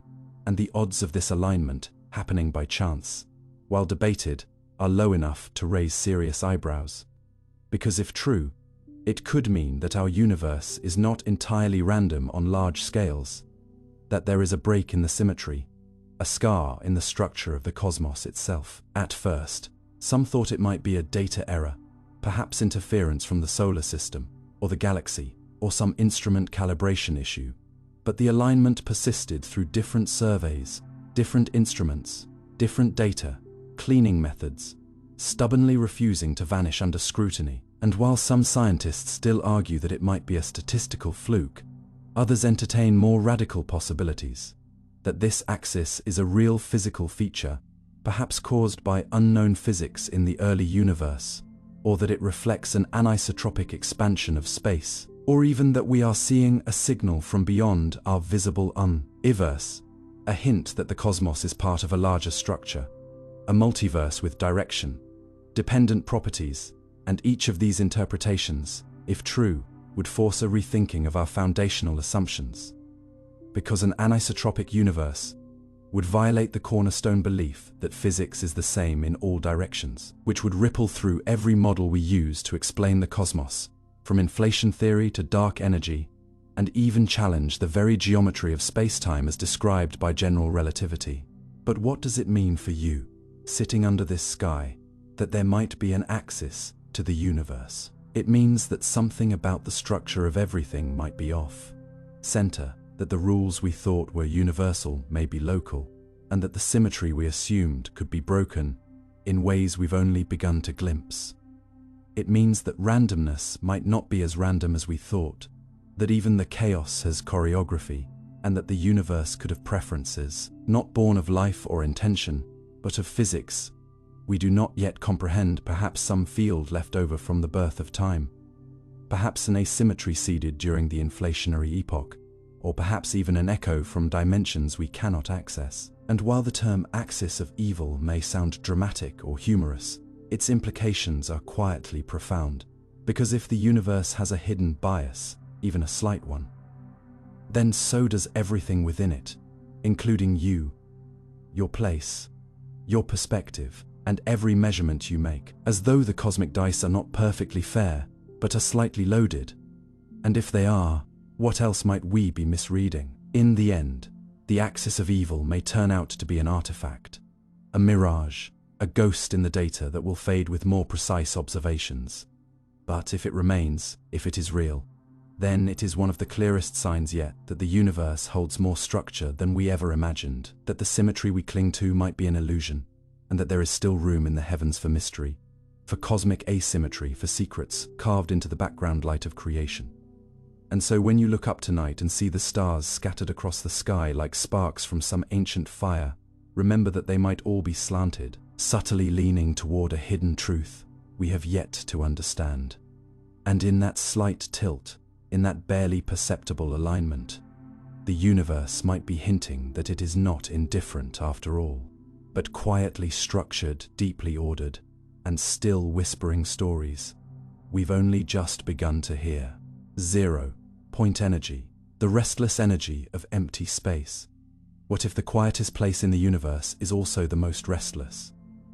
What if the coldest vacuum, stripped of all matter, heat, and light, is not truly empty, but alive, humming with invisible tremors of energy that never cease, never rest, never disappear? This is the strange and astonishing reality of 0-point energy, the idea that even a perfect vacuum, cooled to absolute zero, contains a chaotic sea of fluctuating energy, jittering particles, and quantum potential that defies stillness.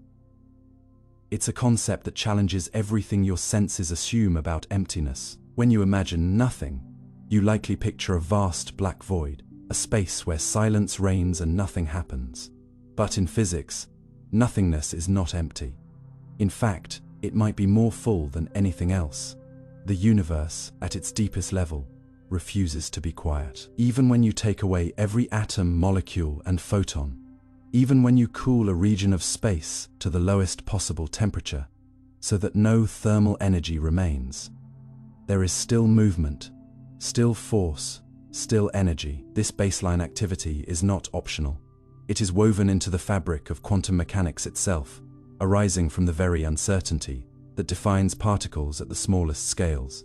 And it's not a fringe theory. 0-point energy is real, measured, and built into the mathematics that govern our most accurate understanding of the universe.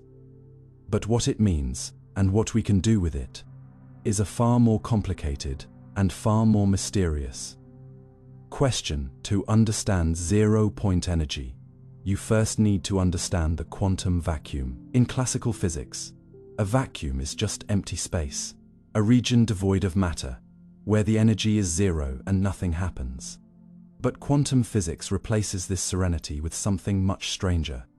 According to the Heisenberg uncertainty principle, You can never know both the position and momentum of a particle with perfect precision. This means that even in a vacuum, where no particles are supposed to exist, there must still be fluctuations.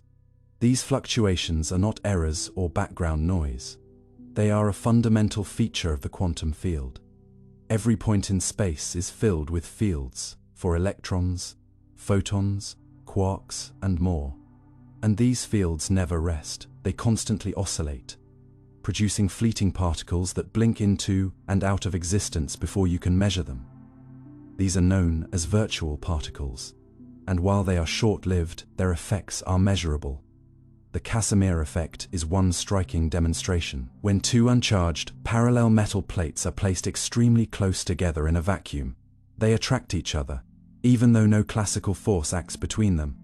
Why? Because the quantum vacuum between the plates has fewer modes of fluctuation than the space outside them. The imbalance creates pressure, and that pressure is caused by zero-point energy. This effect has been measured repeatedly in the lab. It proves, unequivocally, that the vacuum is not empty. It is restless. But the implications go far beyond clever physics experiments. If empty space is full of energy, then that energy must contribute to the overall structure and behavior of the universe. And that leads us to one of the deepest puzzles in modern cosmology, the vacuum catastrophe. When physicists calculate the amount of zero-point energy that should exist in the vacuum, based on our best quantum field theories, the result is staggeringly large. So large, in fact, that if this energy were gravitating in the way normal matter does, the universe would have blown apart almost instantly after the Big Bang. The theoretical energy density of the vacuum is around 10 to the power of 120 times greater than what we observe. This is not a minor mismatch. It is the largest discrepancy between theory and observation in the history of science. Something is clearly wrong or missing. Some believe the energy is real but somehow cancelled out or hidden by unknown mechanisms. Others think our understanding of how vacuum energy interacts with gravity is incomplete, and still others believe this might be a clue to entirely new physics, perhaps related to dark energy, the mysterious force driving the accelerated expansion of the universe. Indeed, many physicists suspect that zero-point energy and dark energy may be related. Both arise from the vacuum. Both are invisible. Both exert pressure, and both seem to be omnipresent. But while zero-point energy is understood as a quantum phenomenon, arising from uncertainty and field fluctuations, dark energy is described cosmologically as a smooth, repulsive force that permeates space and pushes galaxies apart. Could they be two aspects of the same underlying reality? If so, why is the dark energy density so small and so stable? Why doesn't it fluctuate or decay? Why does it dominate the universe's behavior only now, billions of years after the Big Bang? These questions have no clear answers. They are among the deepest mysteries in physics, and they all begin with a simple counterintuitive truth: that empty space is not empty. The notion that energy can exist without matter, without heat, without movement, is difficult to grasp, but the math insists on it. Every quantum field, even in its ground state, contributes energy. And because space is filled with these fields, the vacuum is not a blank slate. It is a canvas humming with potential. Theoretically, if you could somehow tap into zero-point energy, extract usable work from the vacuum, you would have access to an infinite power source, one that requires no fuel, produces no pollution, and never runs out. This dream has fueled countless science fiction stories, conspiracy theories, and fringe experiments. Some claim that secret government projects have already harnessed it. Others believe advanced civilizations must use it, but the truth is more grounded. According to the laws of thermodynamics and quantum mechanics, you cannot extract net energy from the vacuum in any way that violates conservation laws.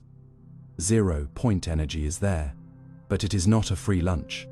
It cannot be exploited like a battery. It is a baseline, a floor beneath which energy cannot go, not a reservoir from which you can endlessly draw. That said, the mere existence of such energy reshapes our understanding of reality.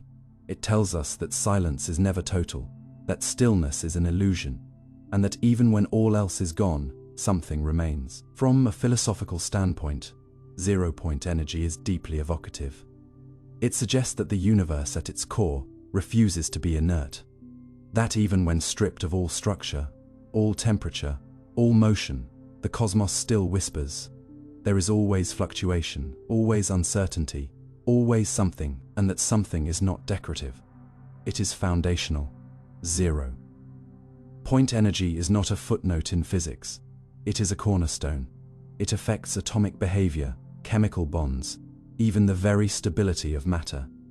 It is why electrons do not spiral into nuclei, why atoms have structure, why life is possible. Without zero-point energy, the very fabric of existence would unravel. So when we speak of emptiness, we are not speaking of nothing. We are speaking of the most fundamental form of something, a something so subtle, so pervasive, and so essential that we often forget it is there. And yet, it remains one of the most poorly understood aspects of reality. What determines the total zero-point energy of the universe? Does it change over time? Can it be measured directly, or only through its effects? Can it explain dark energy, cosmic inflation, or the birth of space-time itself? These are not idle questions. They are the cutting edge of theoretical physics, and they demand new tools, new experiments, and new ideas. The future may hold answers. New generations of quantum sensors, gravitational wave detectors, and cosmic surveys might reveal more about how vacuum energy shapes the cosmos, or they may deepen the mystery. Either way, the restless energy of empty space remains a tantalizing enigma, not just a curiosity, but a fundamental clue to the architecture of everything. So next time you imagine the void, do not picture silence. Picture a storm, invisible, eternal, everywhere. A storm that cannot be felt directly, but whose consequences touch everything you know. Picture the jittering of quantum fields, the endless dance of virtual particles, the quiet pressure that holds atoms together, and perhaps pushes galaxies apart. Picture a vacuum that is not empty, but alive, and realize that even in the loneliest reaches of space, even in the coldest depths of the cosmos, there is no true stillness. There is only the baseline hum of being, the zero point from which all else emerges. Tabby's star, a cosmic light flickering with no clear reason, somewhere in the constellation Cygnus, over 1400 light years from where you now sit listening to this. There is a star whose behavior has confounded scientists, sparked wild theories, and quietly rewritten our assumptions about the quiet steadiness of starlight. A star not especially large, not part of any famous nebula or cluster, but one that dimmed and flickered in ways no other known star had ever done before. Not with the gentle pulse of a dying red giant, or the rapid flash of a variable star, but with an irregular, chaotic pattern that made no astrophysical sense at all, as if someone or something were occasionally drawing a curtain across it, then pulling it back at random intervals. And this odd celestial object came to be known not by a catalogue number or spectral classification, but by a name that carries the same human warmth you might give a friend.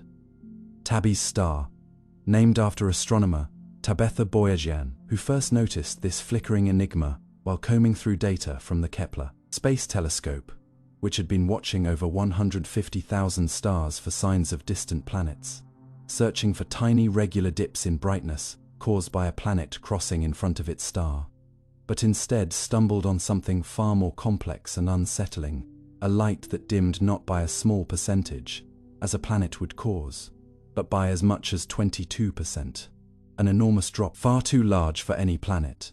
And worse, the dips did not occur at regular intervals, or in any consistent shape, almost like a cosmic code being blinked at us across time, with no clear sender and no known meaning. The first time you hear about Tabby's star, your mind instinctively reaches for metaphors: a candle flickering in a breeze, a faulty street lamp, a cosmic lighthouse with an irregular pulse, and yet each metaphor eventually crumbles under the weight of the data.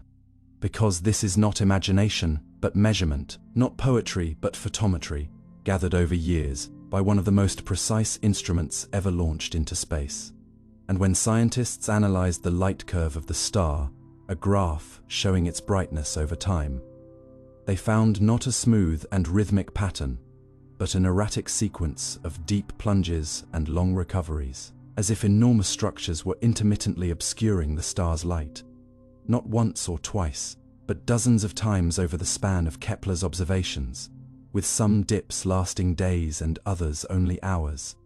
And as more eyes turned toward this mystery, new observations only deepened the puzzle. Archival photographic plates, dating back to the 1890s, showed that Tabby's star had been slowly fading for over a century, by about 15%, a long dimming trend that no standard model of stellar evolution could explain, because stars do not usually fade this way unless they are nearing the end of their life cycle.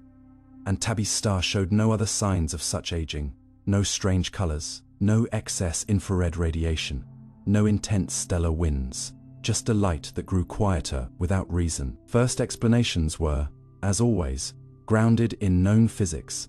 Perhaps a massive swarm of comets, disrupted by some gravitational event, had been sent cascading toward the star, obscuring its light in waves.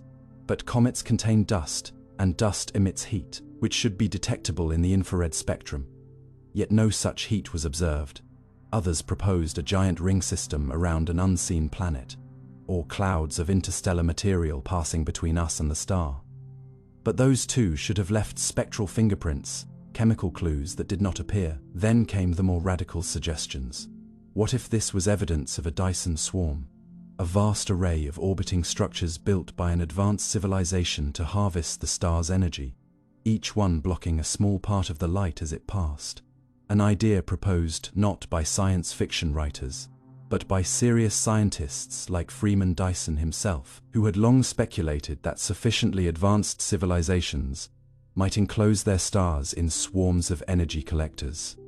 And for a brief moment, the world's attention turned to Tabby's star with a breathless question: could this be the first indirect evidence of extraterrestrial intelligence? But as the months passed and no radio signals were detected, no repeating patterns found, and no corroborating evidence emerged, the alien hypothesis was set aside, not because it was disproven, but because extraordinary claims require extraordinary evidence, and the flickering of a distant star, however strange, was not yet enough to leap across the great gulf from the known to the speculative.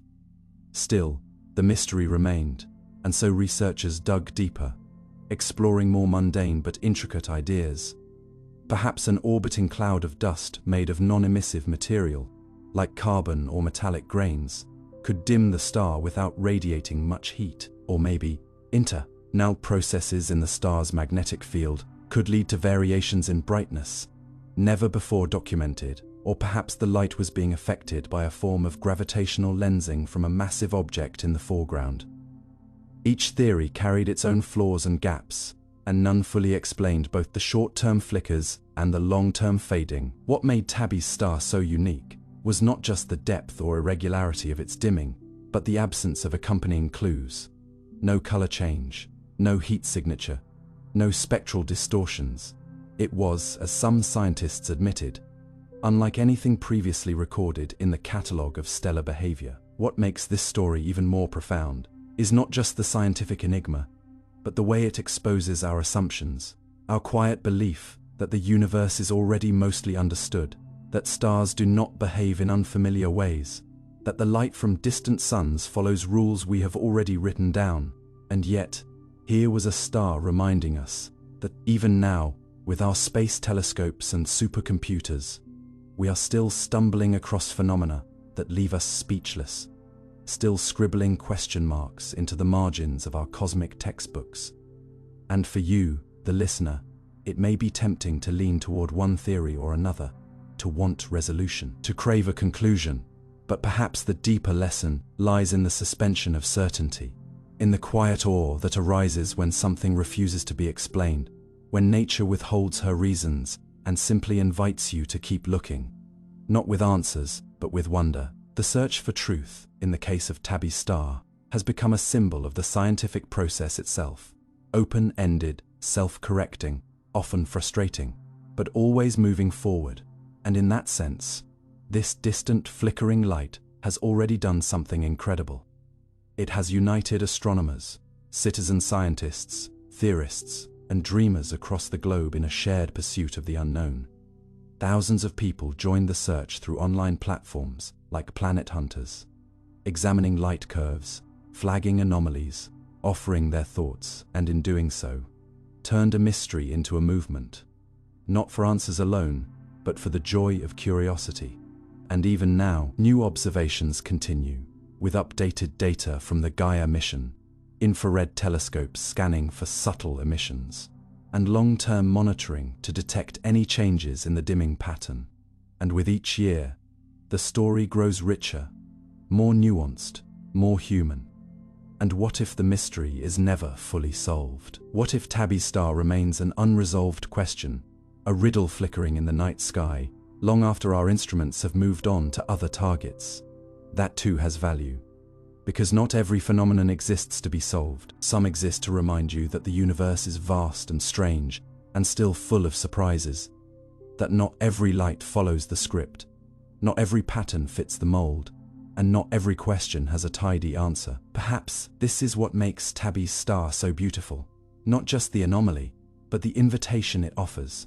To look up, to not assume, to be willing to sit with uncertainty, and to accept that sometimes the most enlightening discoveries are not the ones that give you answers, but the ones that give you better questions. So the next time you gaze at the night sky and notice that one star seems just a little less steady than the rest, remember that far away, a light still flickers, with no clear reason, and in that flicker, the universe asks not to be solved, but to be witnessed.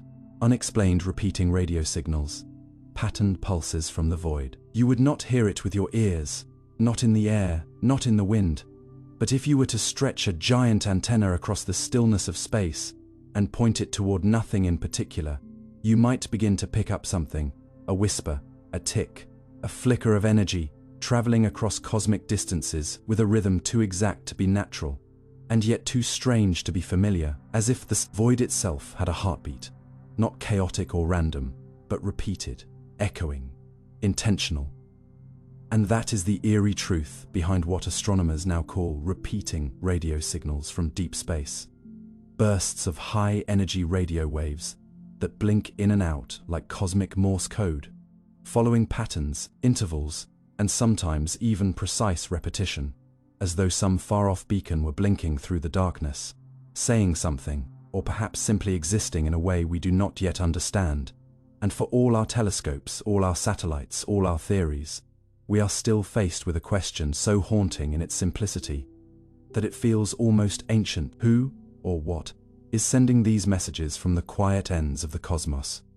These mysterious signals were first noticed, not with fanfare, but with confusion. In 2007, a researcher pouring through old data from a radio telescope in Australia stumbled upon a strange pulse, a millisecond, long blast of radio energy that had no obvious source, no known origin, and no explanation. It became known as a fast radio burst, and it was assumed to be a one-off, perhaps a glitch or a rare cosmic hiccup, until it happened again, and then dozens more times, each from a different part of the sky, each lasting barely a blink, and yet carrying the energy of 100 million suns compressed into a moment. What made some of these bursts even more confounding was that a few began to repeat.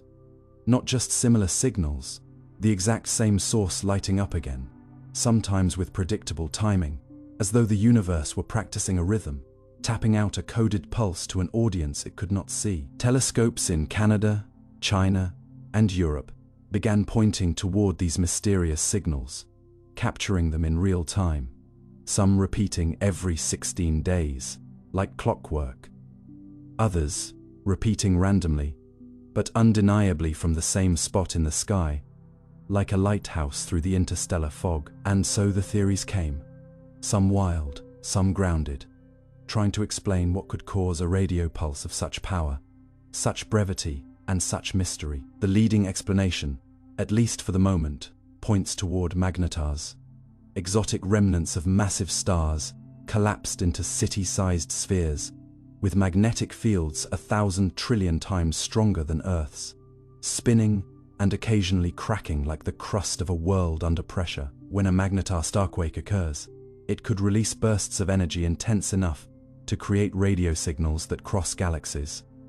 But even this explanation struggles to account for the repeating nature of the bursts, their diverse locations, and the strange patterns they sometimes follow. Some bursts seem to come from places with no visible galaxies, others from small dwarf galaxies with little star formation. The distances involved are staggering, billions of light, years in some cases.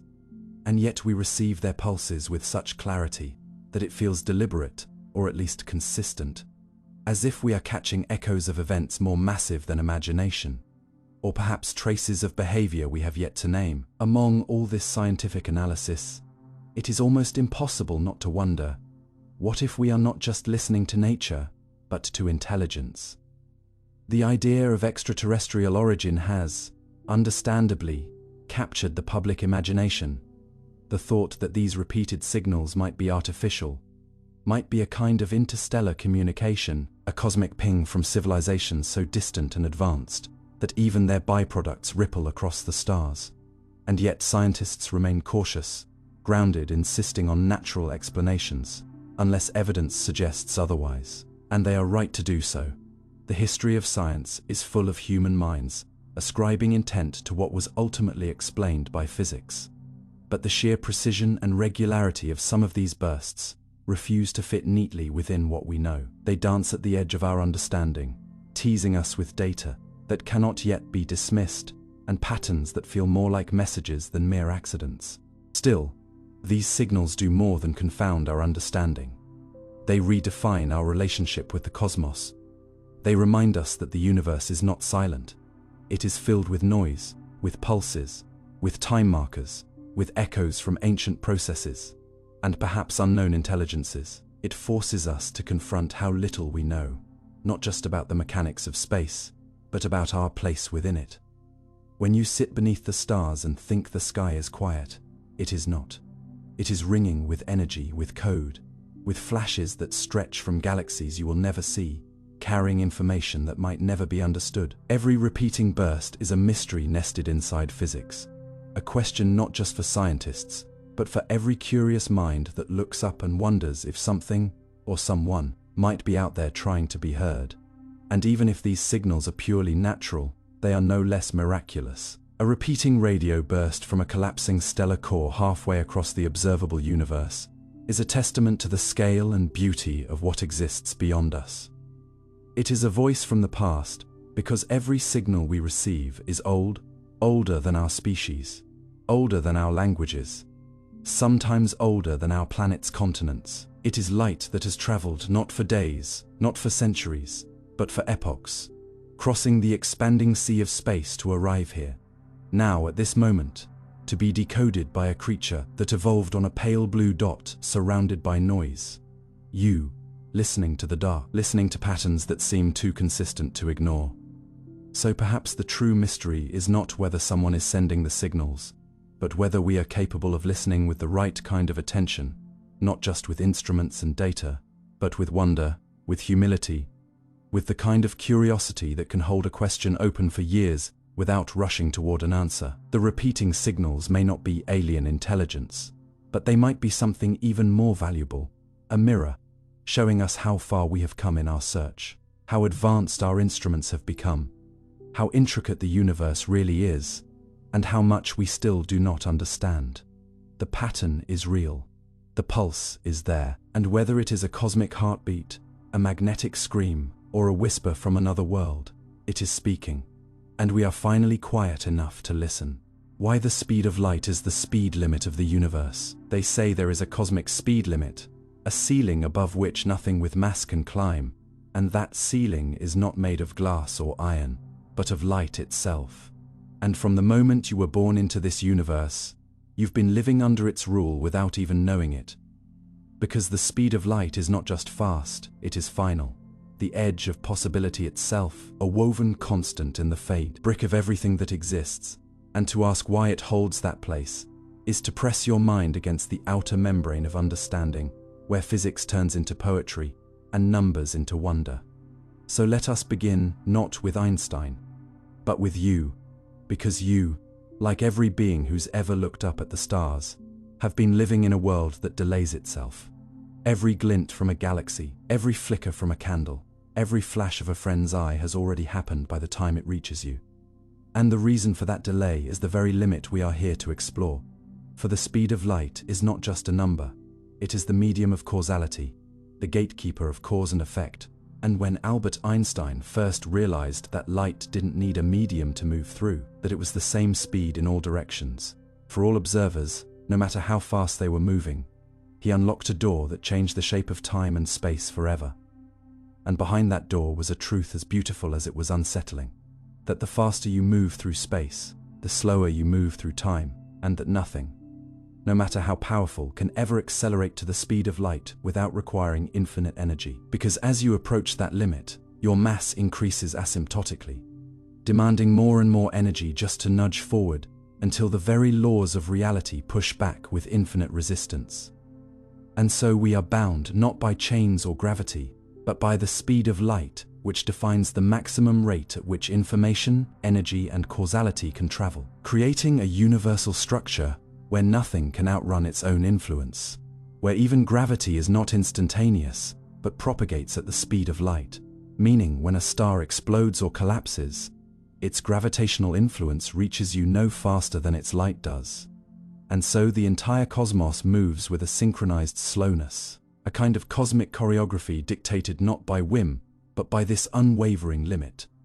And what's more astonishing is that this speed, 2997924, 58 meters per second, is not something light tries to reach. It's something light simply is. Because photons, the particles of light, have no rest mass, and so they do not accelerate to that speed. They are born there, existing in a kind of timelessness, where from their own perspective, the journey from one point to another is instantaneous. And yet to us, bound in time, it is a measurable voyage, a delay that structures everything from the size of atoms to the evolution of galaxies. And here is where the philosophical spine of this tale begins to show, because the speed of light does not just limit how fast things move, it shapes how we experience reality itself, building a wall between now and later, between here and there, so that even as you listen to these words, they are already in the past, having traveled through light or electrons or sound to reach your awareness.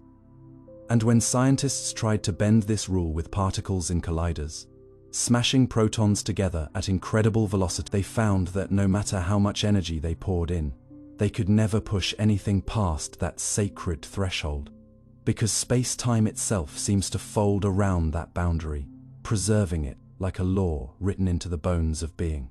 And even in the quantum world, where particles blink in and out of existence, borrowing energy from the void itself in fleeting flutters, the speed of light still stands guard, unbroken. And while some theoretical particles, called tachyons, have been imagined to move faster than light, their existence remains purely speculative, mathematical ghosts that would violate causality and unravel the logical sequence of events that makes reality make sense. Because if something could move faster than light, it could arrive before it left. Effect could precede cause, and the universe, as we know it, would lose its coherent timeline.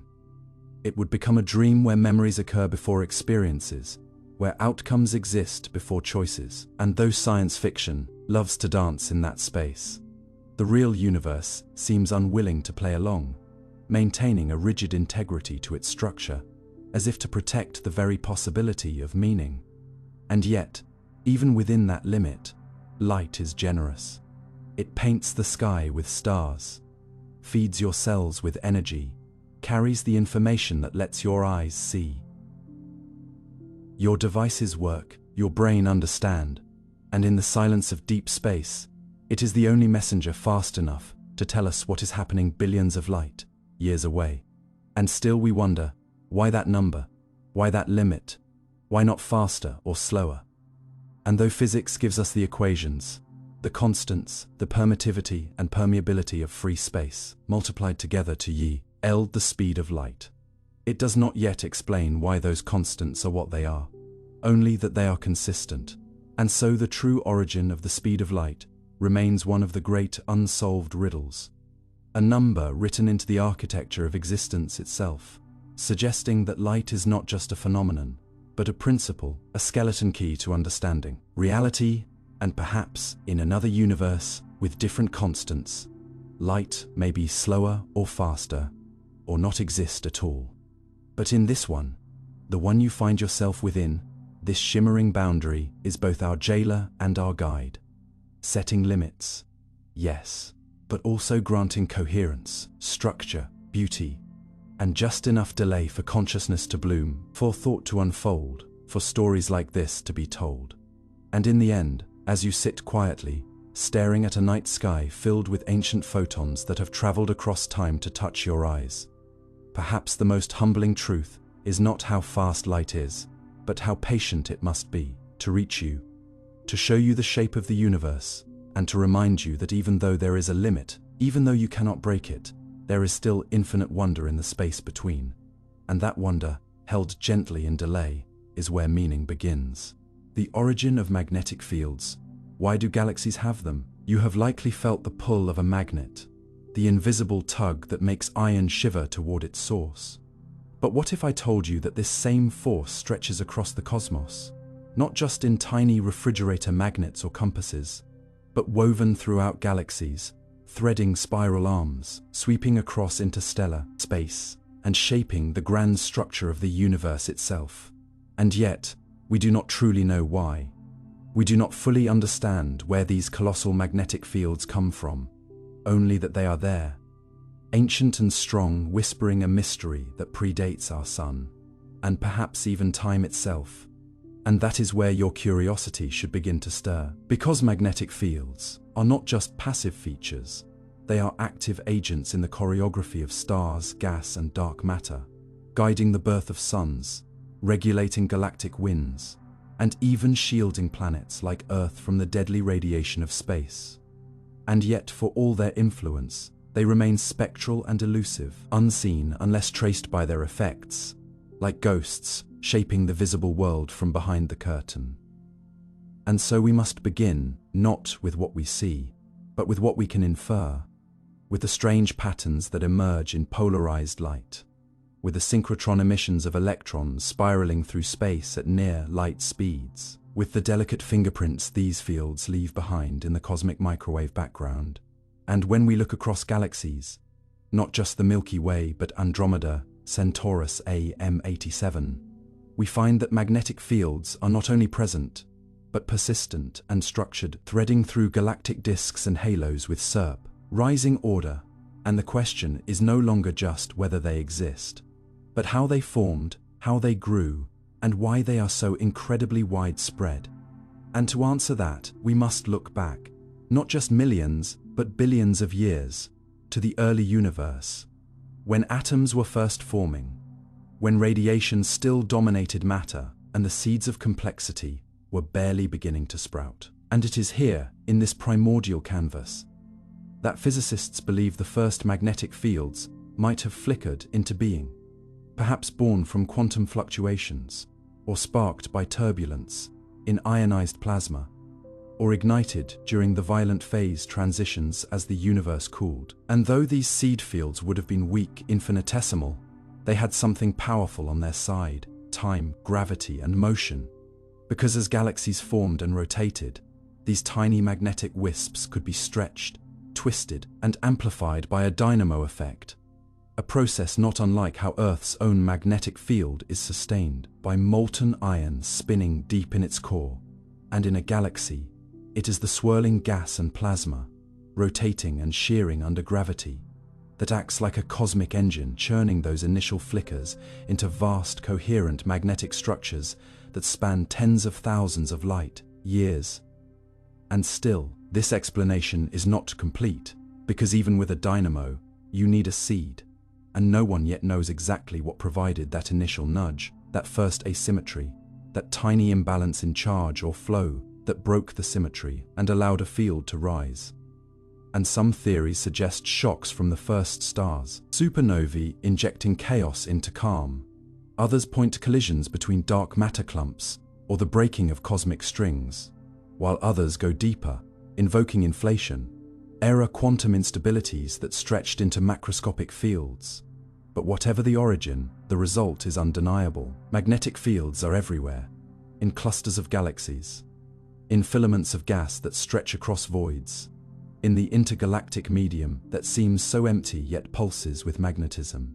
We can barely detect, and perhaps the most unsettling truth is this: we do not fully understand what role they play in the grand structure of the cosmos, whether they are a side effect of galactic evolution or a driving force behind it, whether they are passive consequences or active shapers. And this lack of clarity, in the presence of such vast, measurable power, should provoke not fear, but awe, because it reminds us that even in an age of particle accelerators and space telescopes, we are still blind to many of the forces that shape our universe. And as we refine our simulations, probe deeper with radio telescopes like LOFAR and the Square Kilometre Array, as we map the polarized sky with ever-increasing precision, we may find that magnetism is not merely a terrestrial curiosity, but a foundational layer of cosmic order, an unseen architect of galactic evolution, and perhaps even a bridge between gravity and quantum physics. And so the next time you hold a magnet in your hand or watch a compass twitch, remember that you are interacting with a force that has cousins stretching through the arms of the Milky Way, a force that may have helped birth stars, steer the flows of interstellar gas, and shape the very galaxies that gave rise to life. And in this realization, something quiet and mumbling emerges, that even now, even after centuries of science, we still walk among mysteries that are not beyond us, but ahead of us, waiting not for faith, but for wonder, not for surrender, but for deeper questions. And in the silence between particles and waves, perhaps the magnetic breath of the universe is still speaking, waiting for someone, maybe you, to listen more closely.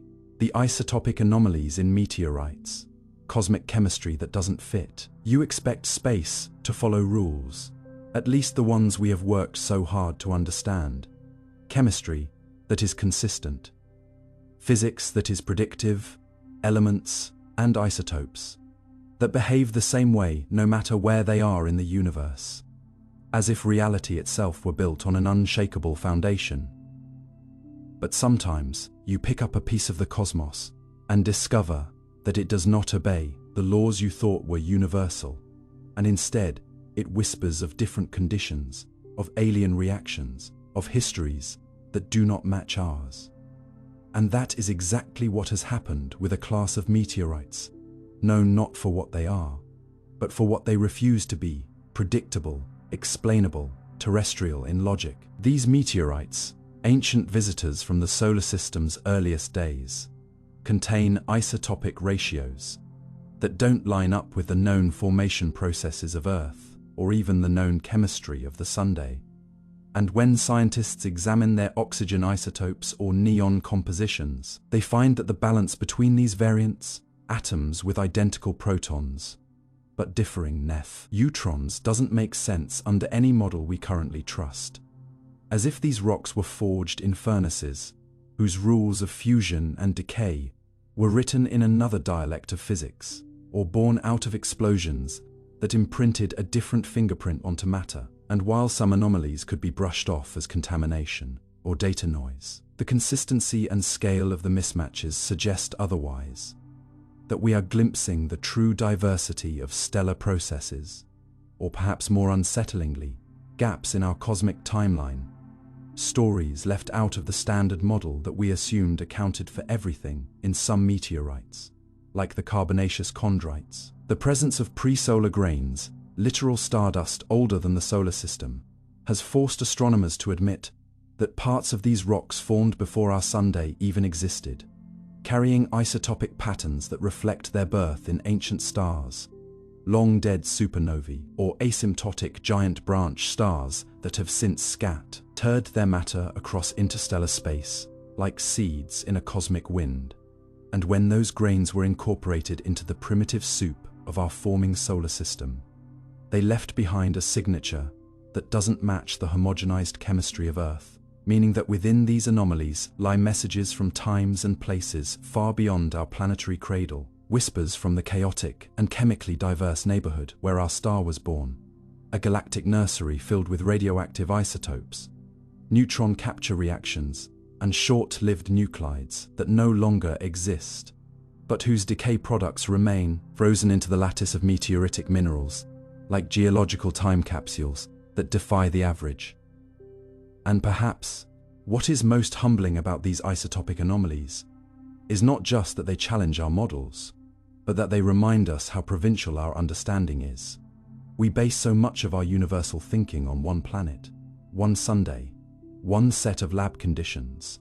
And yet here lies in front of us proof that other processes were at work, that the materials which built us came from an asymmetric past full of stellar detours and chemical eccentricities that do not conform to tidy equations. And even the oxygen isotope triangle, a diagram meant to sort out planetary formation, becomes complicated by the strange positioning of certain meteorites, which plot in places no Earth rock ever would, hinting at other worlds, other histories, or perhaps unrecognized reservoirs of solar system matter. And every time we think we've explained one deviation, perhaps a rare photochemical process or a localized supernova injection, a new anomaly appears in another sample, reminding us that these aren't exceptions to the rule. They might be the rule itself, if only we were listening more closely. And so, in these stony fragments, we find not only chemistry, but philosophy. The idea that what seems solid may be incomplete, that what we call order is often stitched together from partial knowledge, and that perhaps the universe is not built to be comprehended entirely by creatures who evolved on one particular speck of dust, orbiting one average star after all. And yet, despite our limited vantage point, we keep pressing forward, testing new models, developing isotope chronometers, trying to map out the galactic alchemy that could give rise to such mismatched ratios. And in doing so, we are not just learning how our solar system formed, but how its formation was shaped by a million chaotic variables. A symphony of dying stars, radioactive decay chains, cosmic rays, and turbulent molecular clouds, all combining to create the chemical ingredients that would one day fall into our atmosphere and land in our hands as questions carved in stone. The isotopic anomalies in meteorites are not just curiosities. They are cosmic memory, encoded in atomic weights, waiting for us to notice that something does not add up. And in that noticing, in that willingness to sit with mystery, instead of rushing to flatten it into premature certainty, we learn that the universe is not bound by our need for coherence, that its story is still being told in the silence between data points, and that some of the deepest truths might lie not in what fits, but in what refuses to.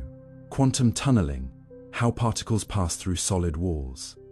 You grow up believing in boundaries, locked doors, solid walls, unbreakable rules of cause and effect.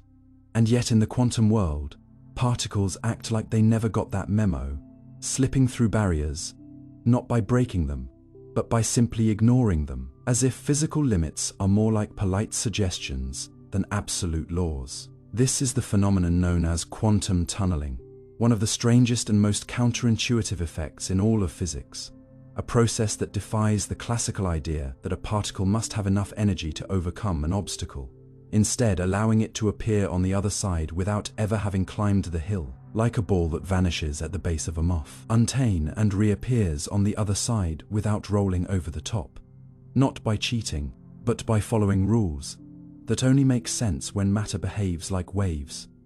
And waves can bleed into places where, technically, they shouldn't exist at all. And this isn't just theoretical.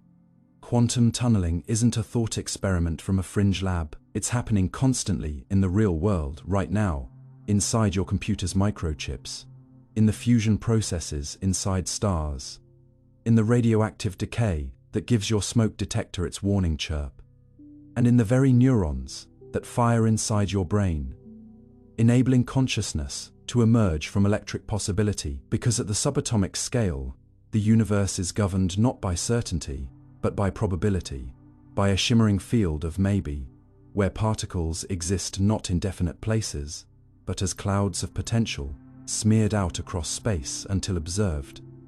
And when those clouds touch a barrier like a wall of energy, the wave function doesn't stop abruptly. Instead, it fades, thins, and yet remains non-zero on the other side, meaning there's a tiny chance the particle simply exists there too, without having gone through in any classical sense. A loophole in the architecture of existence that has no analog in the world we can see, and yet is foundational to how it all functions. And perhaps the most unsettling thing is this: no one truly knows why it works. Quantum tunneling emerges naturally from the mathematics of wave mechanics. From Scharfeidinger equation, yes. But ask what it really means, and you'll find yourself slipping into the same uncertainty the particles inhabit. Because if a thing can get somewhere, it has no business being. If location and movement aren't prerequisites for change, then what else might be possible that our minds are simply not built to perceive? And how many of our so-called limits are just misunderstandings of a deeper order? Take, for example, a particle in a box. A simple thought experiment. But when the walls of the box are made of energy rather than matter, and when the particle is governed, not by mass and momentum, but by amplitude and probability, then those walls become porous, like fog rather than brick, and given enough time, the particle will tunnel out. Not maybe, not sometimes, but inevitably. And this has been observed countless times in experiments with quantum dots, semiconductors, even scanning tunneling microscopes, which use this very principle to image surfaces down to the atomic level, by measuring the tiny tunneling currents that occur when a probe tip hovers just above a material's surface. Without ever touching it, electrons flow across the gap, like ghosts honoring only the mathematics of waves, not the solidity of space. And from this ghostly current, entire technologies arise. Quantum tunneling is not a loophole or a glitch. It's a feature of the universe as it actually is. And without it, the sun wouldn't shine, because the temperatures and pressures in its core aren't quite high enough for hydrogen atoms to overcome their mutual repulsion and fuse into helium through brute force alone. Tunneling gives them the missing push, the ability to skip the top of the energy barrier and unite anyway. And thus, light is born not through fire, but through finesse, through this quiet defiance of classical limits. And when you realize that, you begin to understand that reality itself is stitched together by exceptions, by strange permissions granted to particles that live as waveform, is never pinned down until forced to collapse into definiteness. And yet, even collapse is mysterious, because tunneling depends on the wave persisting in regions of forbidden energy, as physicists call them. Areas where, by classical laws, the particle cannot be. And yet the math says it might. And when you multiply that improbability by the sheer scale of the universe, tunneling becomes not rare but common, inevitable, essential. So much so that without it you wouldn't be here. Because certain enzymes in biology also depend on tunneling to function properly, allowing protons or electrons to jump between molecules in ways that classical physics forbids. But nature allows. And that brings us to a deeper question. If the fundamental workings of life itself are built on phenomena that make no intuitive sense, what does that say about the assumptions we've inherited from our senses? From the idea that a wall is a wall, and that something must go through to arrive on the other side, when in fact the universe has always whispered a different story. One in which particles can simply be where they shouldn't be, and the map of space isn't a surface of boundaries, but a gradient of probabilities, constantly shifting, bleeding, resolving only when forced to, and even then, only temporarily. Because in quantum mechanics, nothing is ever truly solid, truly still, truly confined. Not in the way we imagine. And that includes us, our bodies, our thoughts, our memories. All of it composed of particles that obey this same lawless logic, tunneling through conceptual walls, changing states without clear transitions, shifting between possible versions of ourselves, depending on the energy, context, or observation. And the implications stretch far beyond particle physics, into the architecture of consciousness, the stability of matter, even the origins of the universe. Because tunneling provides a possible explanation for how the universe itself transitioned from nothing to something, from a quantum vacuum fluctuation into expanding space. Time, a kind of cosmological tunneling event that defied classical constraint.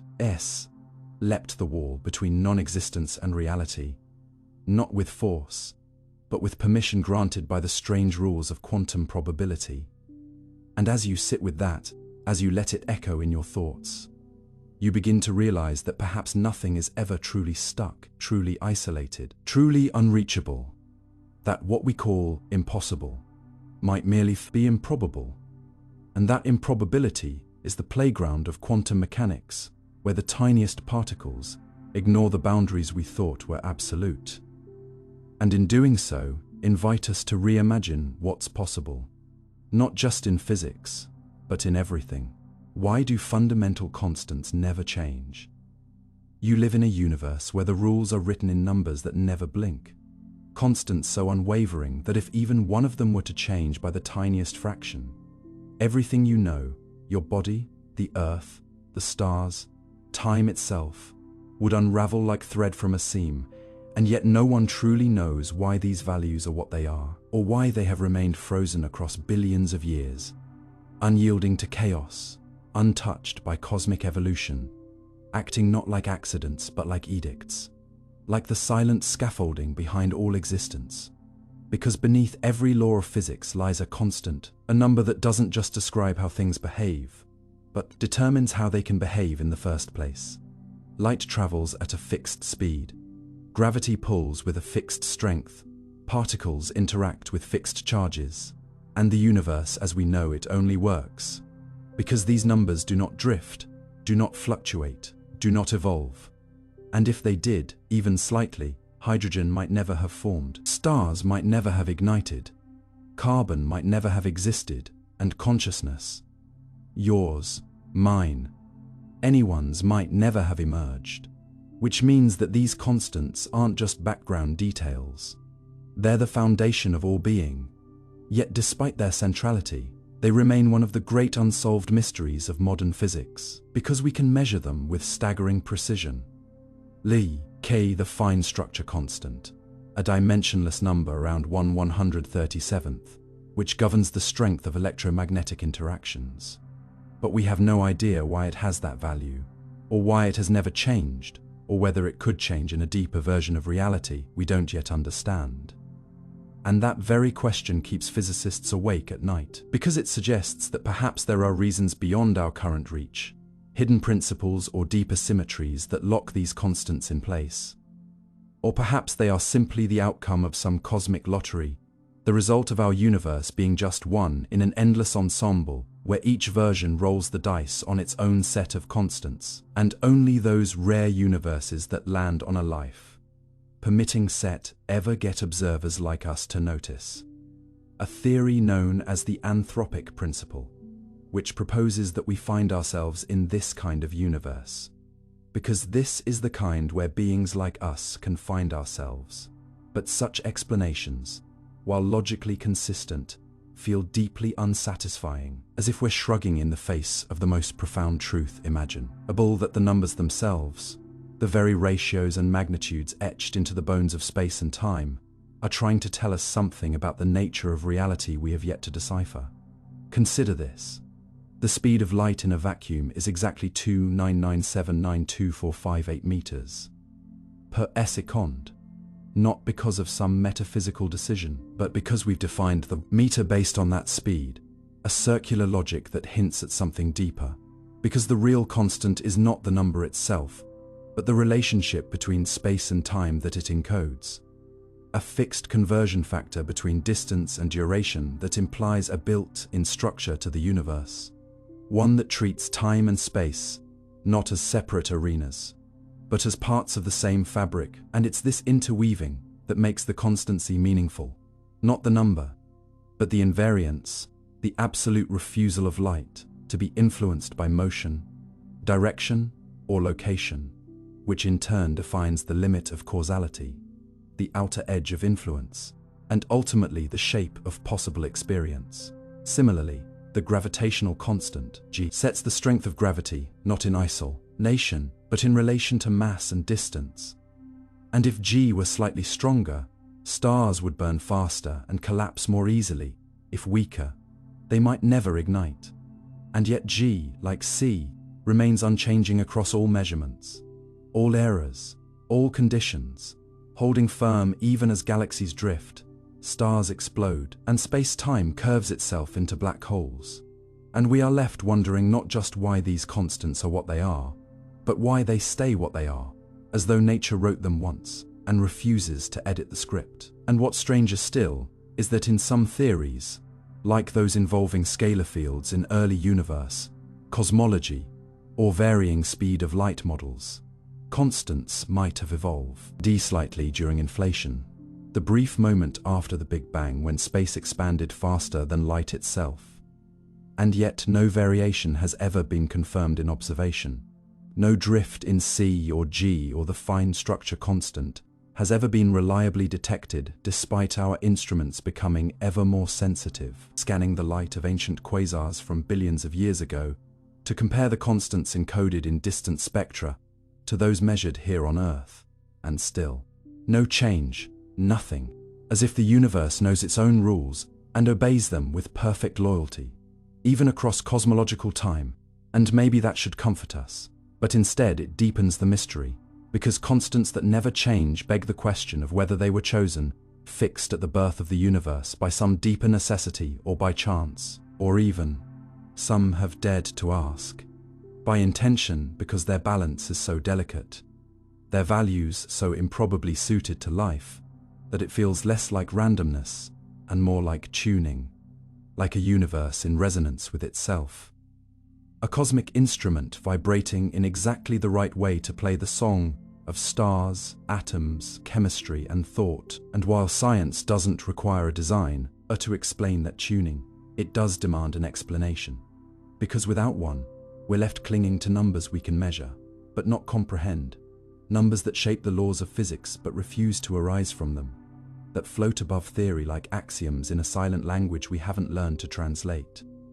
Indeed, many physicists hope that a grand unified theory, perhaps one involving string theory or loop quantum gravity, might someday show us why these constants have their values, deriving them from geometry, symmetry, or deeper mathematical structures, in the same way that pi emerges from circles, or the golden ratio from Fibonacci spirals.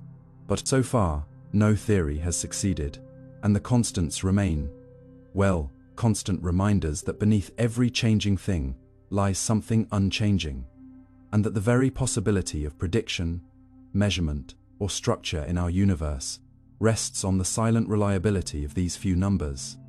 And so the question persists: are they truly fundamental, or are they symptoms of a deeper layer we cannot yet access?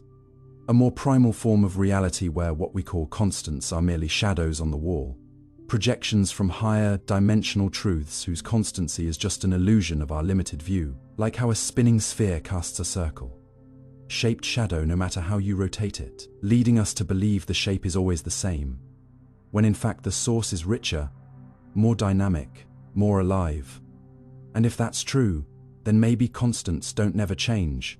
Maybe they can't change from our perspective, bound as we are by the space-time frame in which they appear fixed. And this leads us to an even deeper philosophical question. What does it mean for something to be constant when everything else, matter, energy, entropy, even the expansion of the universe, is in flux, evolving, decaying, shifting? Is constancy itself an illusion? Or is it the anchor of reality? Because without something unchanging, we wouldn't even notice that anything else had changed. And perhaps this is the final paradox of the fundamental constants, that they are both the quiet background and the active enablers of motion, growth, complexity, and consciousness. That by not changing, they allow everything else to change, to emerge, to evolve, to be. And in that sense, the mystery is not only why they never vary, but how they manage to hold steady in a universe that is otherwise defined by its restlessness, its ceaseless becoming. And what kind of reality, if any, lies beneath the surface of those eternal numbers? Gravity's weakness. Why is it trillions of times weaker than other forces? You don't need to be a physicist to know gravity exists. You feel it every second, pulling at your body, anchoring your feet to the floor, shaping the fall of every object you drop, bending your spine as you age. And yet, despite this ever-present sensation, gravity is shockingly weak. So weak, in fact, that you can overcome the entire gravitational pull of the entire planet with a single refrigerator magnet. Pause and think about that. You, a soft-bodied creature standing on a rock that weighs 6 sextillion tons, can lift a paperclip off the ground using nothing but the magnetic force from a dollar store trinket. And that force wins not just barely, but trillions of times over, which raises a hauntingly strange question. Why is gravity, this force that governs stars and galaxies and orbits and black holes, so pathetically feeble at the human scale, so dilute that it only becomes noticeable when you're dealing with enormous masses, like planets or suns or clusters of galaxies? And even then, it barely manages to hold them together across space. This is one of the deepest puzzles in modern physics, known as the hierarchy problem, and it asks why gravity is 10 to the 36th power times weaker than the electromagnetic force. Yes, that's a 1 followed by 36 zeros. A ratio so large it's like comparing the weight of a mosquito to the mass of the milk you weigh. And the fact that the universe tolerates such an imbalance between its forces is not just odd, it is suspicious, as though something is being hidden from view, a deeper symmetry that's been broken or an extra dimension we haven't yet perceived. Because gravity is, after all, not just one of the 4 fundamental forces, it's the most mysterious, the least understood, and the only one that refuses to be quantized, that resists all attempts to be written into the same mathematical language as the strong nuclear force, the weak nuclear force, and electromagnetism, which are all beautifully unified under the standard model of particle physics, while gravity sits apart, whispering from the corner in the language of curved spacetime rather than particle exchange, as if it belongs to a different layer of reality entirely. And that's precisely why its weakness might be a clue rather than a flaw. A signal that gravity's true nature isn't what we think, that what we feel as gravitational pull may be just a shadow of something deeper, a low-energy echo of higher, dimensional physics that bleeds into our 3-dimensional world in diluted form. Because according to some theories, including string theory and brand new world scenarios, gravity might not be weak by nature, but weak by dilution, spreading its influence across extra-spatial dimensions that the other forces cannot access. Like a scent diffusing through an unseen corridor, while the others remain bottled in our visible realm. And so what appears as a weak force might simply be a leaky one, its true strength hidden just out of reach. This would explain why gravity is so poor at influencing small things, quarks, molecules, because its attention is stretched thin across the cosmos, dispersed over a canvas larger than we can perceive. And yet, paradoxically, it is also the only force that shapes the very structure of that canvas, curving space-time itself, dictating how time flows, how light travels, how mass gathers, and ultimately how the universe expands, contracts, and possibly even ends. And it does all of this while still being so weak, you can jump and escape its pull for a brief moment. And this contrast between cosmic dominance and microscopic irrelevance is what makes gravity uniquely strange. It doesn't care about charge, it never repels, it only attracts, and it acts on all mass equally. No exceptions, no shielding, no opposing poles, which means it always accumulates, always builds, always pulls together, and that long-range accumulation gives it its dominance at large scales, even though at small scales, it is hopelessly outgunned. And this duality, weak locally, dominant cosmically, suggests that gravity operates according to principles that don't map cleanly onto our usual force frameworks.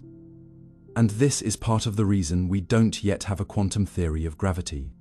Because unlike the photon or gluon, which mediate their forces via exchange particles, gravity's supposed mediator, the graviton, has never been observed and might never be, because detecting such a particle would require a detector the size of Jupiter to measure a signal smaller than a proton's width, a technological paradox that might indicate not just practical limitation, but conceptual misdirection, like trying to hear radio with a telescope or trying to weigh a shadow.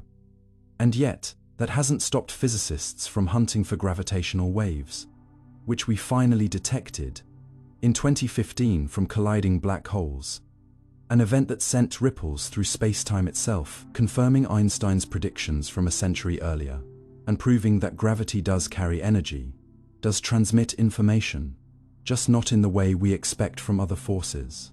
But the real question remains: why is the coupling constant for gravity so tiny compared to the others? Why should the strength of a force that sculpts galaxies be so negligible between two human bodies, or two protons, or even between your finger and the Earth's core? And the most honest answer for now is, we don't know. But we have ideas, and each one opens a window into deeper realms of physics. Some researchers believe gravity's weakness hints at a multiverse, in which constants vary across universes, and we just happen to live in one where gravity is weak enough to allow stable stars and planets to form slowly, giving life time to evolve. A cosmic lottery of forces where the odds of our existence are tied to the imbalance of strength between the four interactions. Others suggest that the weakness isn't fundamental at all, but emergent. That gravity arises not as a basic force, but as a statistical effect, a byproduct of thermodynamics and entropy and information theory, as proposed by thinkers like Eric Verlinde, who argue that gravity might be an entropic force, emerging from the tendency of systems to maximize disorder, which, if true, would redefine everything we thought we knew, turning Einstein's geometric spacetime into an emergent phenomenon rather than a fundamental stage, and pushing us to see the universe not as made of things, but of relationships, flows, information gradients, and gravity as the illusion of curvature that arises when matter clumps and information tries to spread. And while these ideas remain speculative, they are grounded in serious mathematics, and what unites them is the conviction that gravity's weakness is not a mistake, not an oversight of nature, but a clue, a signature of a deeper framework we have yet to grasp, and perhaps will never fully grasp from within our dimensional limits. Because if gravity is leaking into higher dimensions, or if it is not a force at all, but an emergent illusion, then understanding it might require more than better telescopes or particle colliders. It might require a new way of thinking, a philosophical shift as profound as when we first realized the Earth orbits the Sunday, or that time is relative, or that matter is mostly empty space. Gravity's weakness isn't just a puzzle, it's an invitation, a doorway, a cosmic whisper saying, you've only scratched the surface. And if we can listen closely enough, maybe we'll find that the reason this force is so gentle is because it's not designed to dominate, but to guide, to structure, to allow everything else the freedom to move, to evolve, to become, because without something weak and consistent and everywhere, nothing else could dance. Why do neutrinos have mass? Ghost particles still confusing us. You wouldn't know it, but right now, as you read this, billions of invisible particles are passing through your body every second. Ghostly visitors from the birth of the universe, indifferent to matter, light, gravity, or you, slipping through the atoms of your bones as if you weren't there at all. And they are called neutrinos, the strangest, most elusive members of the subatomic family, once believed to be completely massless, weightless wisps born in nuclear reactions, and forever untouched by the ordinary rules of matter, until, to the shock of physicists everywhere, it was discovered that they do have mass. Tiny but not zero, and with that discovery, an entire worldview began to tremble, because the standard model of particle physics, the meticulously tested blueprint that describes all known particles and forces, had no place for a massive neutrino, no equation to explain how something so insubstantial could still carry the fundamental property of matter: inertia, resistance to motion, gravitational pull. And so the question was born: Why do neutrinos have mass at all? And more disturbingly, how do they have mass when the framework we use to understand mass, namely the Higgs mechanism, doesn't seem to apply to them cleanly, because the way the Higgs field grants mass to other particles, like electrons or quarks, doesn't fully account for the behavior of neutrinos, whose mass is so small, so strange, and so different from anything else that it hints at physics beyond the standard model.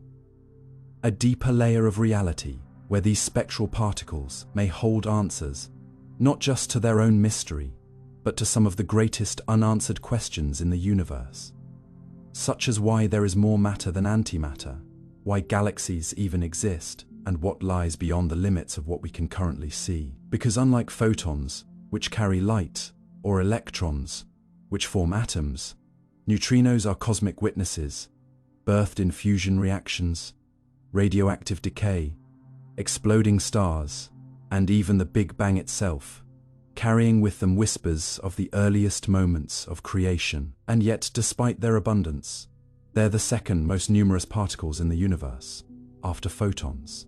They almost never interact with anything, requiring detectors the size of buildings and placed deep underground, just to catch a rare glimpse of a single neutrino collision.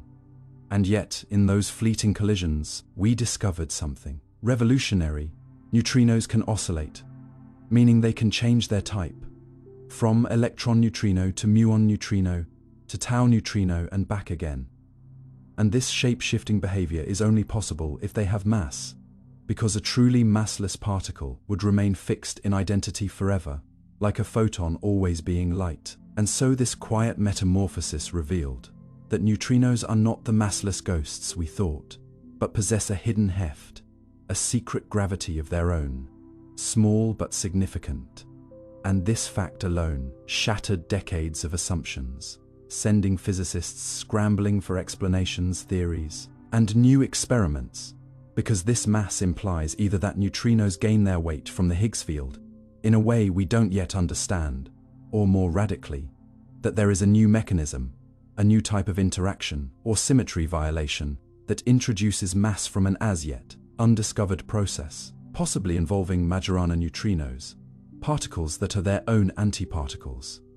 A concept so alien that it challenges even the basics of identity in quantum physics.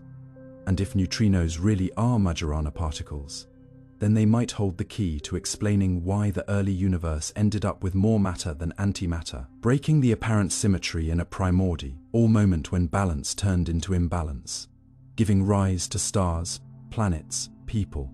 And so suddenly, the question of neutrino mass isn't just about one particle. It's about the architecture of the universe, the evolution of structure, the emergence of time. Bound matter from the energy soup of the early cosmos, and the door it opens leads us into the possibility that right-handed neutrinos, hypothetical versions of the ones we've detected, might exist, traveling through dimensions we can't yet access. Invisible not because they're weak, but because they're hidden, wrapped in geometry or symmetry that lies just beyond the curtain of observable space. And if those right-handed neutrinos exist, they could be massive, very massive, and might explain the see-saw mechanism, a theory that suggests light neutrinos only exist because of the counterbalance of their heavy cousins, like a scale tipped in our direction by the sheer mass of what we cannot see. And the elegance of this idea is both mathematical and poetic, implying that smallness, in this case, is not an absence, a sign of a deeper force at play. And still, every attempt to detect these right-handed ghosts has failed. But failure in science is not defeat, it's boundary, mapping, and with every undetected event, we redraw the outline of the unknown. And that unknown continues to deepen as we study neutrinos from multiple sources. From the Sunday, where they're produced in fusion by the billion, ERS per square centimeter, per second, from reactors and accelerators on Earth, from supernovae light, years away, and even from the ancient neutrino background, a cosmic fossil field analogous to the cosmic microwave background, carrying information from the first second after the Big Bang, but undetectable with current technology, waiting like a buried memory to be uncovered by future minds. And the more we learn, the stranger they become. Because neutrinos violate assumptions we didn't even realize we had.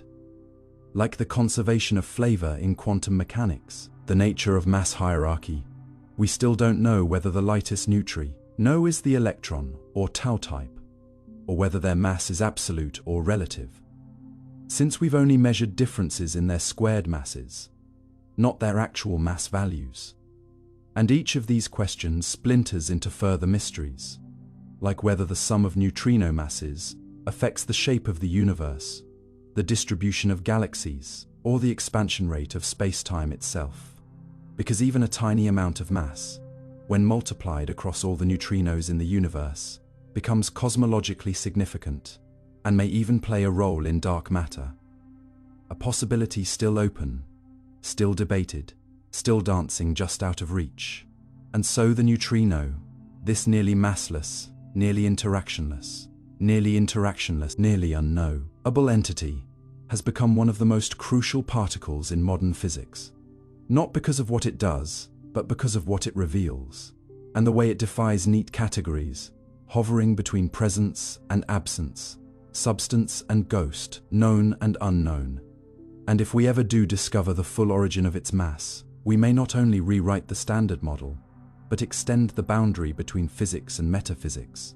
Because the neutrino's behavior suggests a universe where the most important players are not the loudest, where the quietest signals carry the most meaning, and where the smallest mass might be the bridge to the deepest truths. The quantum Cheshire cat, a particle's properties separate from itself. Imagine seeing a grin without a face, a shadow without a body, a property without a particle. Because in the quantum world, this is not metaphor, but experiment, not poetic absurdity, but observable reality. And this is the strange tale of the quantum Cheshire cat, named after the fictional feline in Alice in Wonderland, who could vanish at will, leaving only his mischievous smile floating in the air, a creature of separation between essence and form. And in quantum physics, particles too have begun to show signs of such surreal decoupling, revealing that their properties, like spin or polarization, can exist in one location, while the particle itself is somewhere else entirely, as if reality, at its most fundamental level, is capable of pulling apart what we thought were indivisible things, and forcing us to ask, can something be in a place where it is not? Can identity and location come unglued? Can properties float without their owner? This isn't philosophical speculation. It's experimental observation. In 2014, researchers using neutron interferometry found that in a carefully prepared quantum system, the neutron's magnetic moment, essentially its spin, could be measured in one path of an interferometer, while the neutron itself seemed to travel down a different path, as if the smile went one way while the cat walked the other.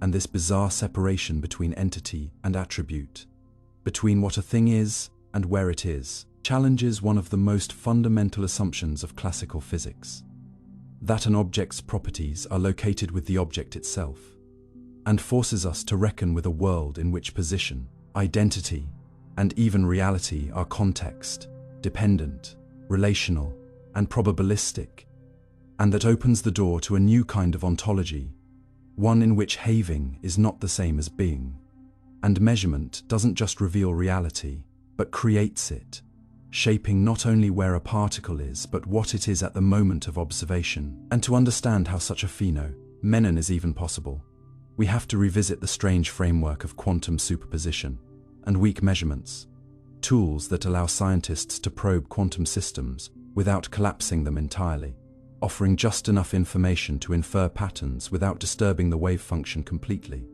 And in the quantum Cheshire cat setup, a neutron is placed in a superposition of traveling two paths simultaneously inside an interferometer, a kind of optical maze for particles. And when carefully tuned detectors probe its spin and location through weak measurements, they find something astonishing.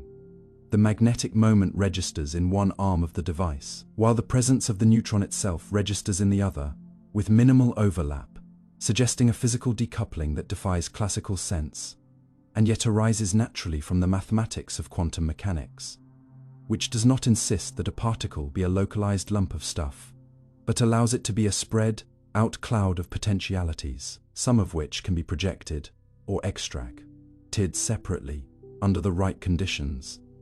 And this isn't just a curious footnote. It reshapes how we think about identity, about causality, about whether the universe is composed of things at all, or whether it is made of behaviors, interactions, and abstract relations that only give rise to things. When we look, and the implications ripple outward, because if a particle's properties can be separated from its position, then the very idea of a particle as a bounded entity becomes fuzzy. What does it mean for an electron to be here, if its charge can be over there? What does it mean for spin to be part of something, if that something is taking a different path entirely? These questions aren't just philosophical, they're testable, and they've begun to influence the development of quantum information theory, quantum computing, and even our quest for a unified theory of reality, because the Cheshire cat effect shows that quantum systems encode their information in ways that can be non-local, distributed, and even fragmented across space, hinting at deeper structures that might lie beneath the particle-based view we inherited from classical physics. And just like entanglement showed us that particles can be correlated in ways that violate spatial separation, the Cheshire cat reveals that a single particle can exhibit internal separation, a kind of self-entanglement between its properties and its trajectory.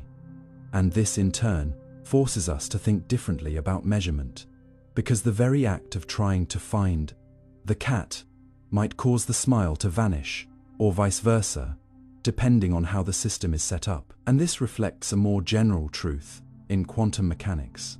That observation doesn't just discover reality, it defines it, slicing through the superposition to create facts where before there were only probabilities. And the Cheshire cat effect is a dramatic example of how those slices can divide what we thought was indivisible, showing that in the quantum world, even the categories of is and has may not mean what we think, and what is more, this isn't limited to neutrons. Similar experiments have been conducted with photons, using their polarization as the smile and their presence as the cat, with results that mirror the neutron trials, reinforcing the idea that this is a general quantum behavior, not a fluke of some specific particle. And that means we may be looking at a foundational feature of reality itself, one that requires us to rethink not only what particles are, but what having a property even means.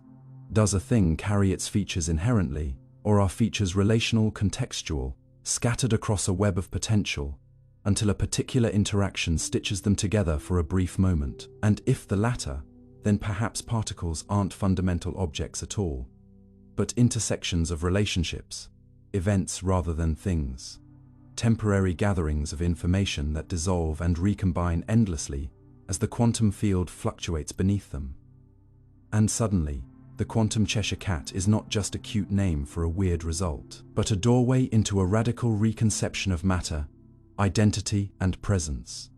Because if location and property can diverge, then perhaps mind and body, self and thought, meaning and matter, might also be less tightly bound than we assume. And in that possibility lies not just scientific wonder, but philosophical depth, the kind that suggests that to exist is not simply to be somewhere, but to participate in a complex web of possibilities, some of which may smile at us long after the thing itself has slipped from view.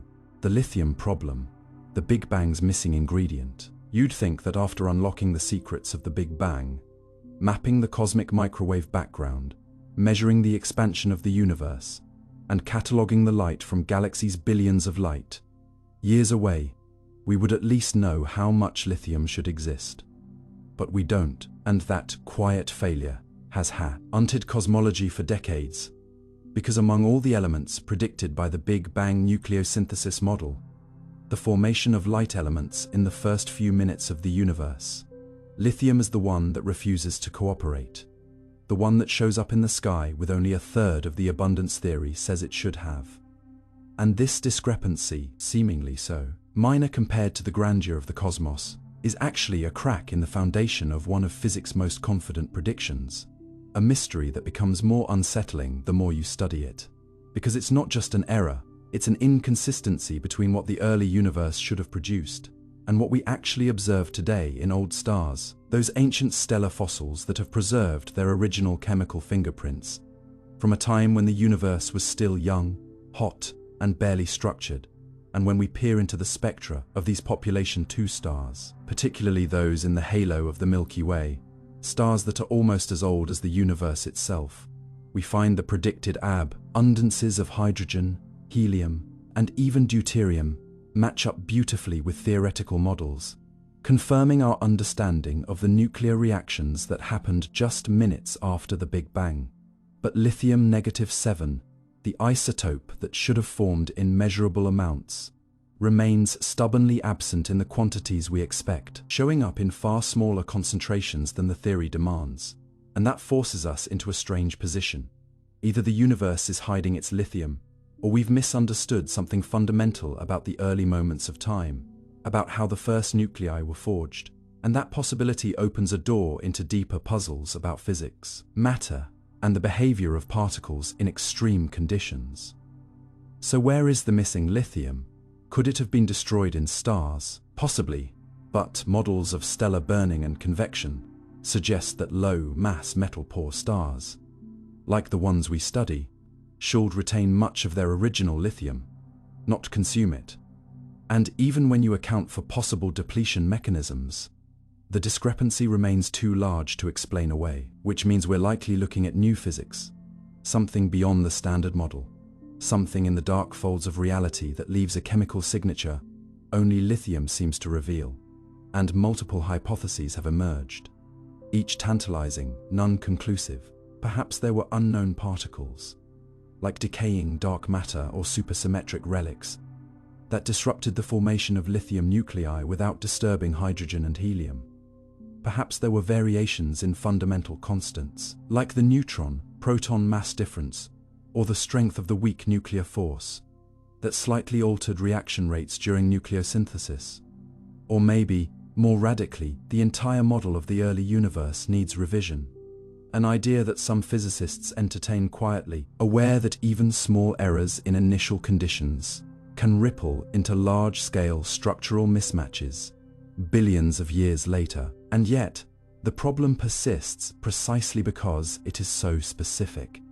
Not a general mismatch, not an across the board inconsistency, but a single fingerprint in a sea of coherence, one element out of place. And that gives it power.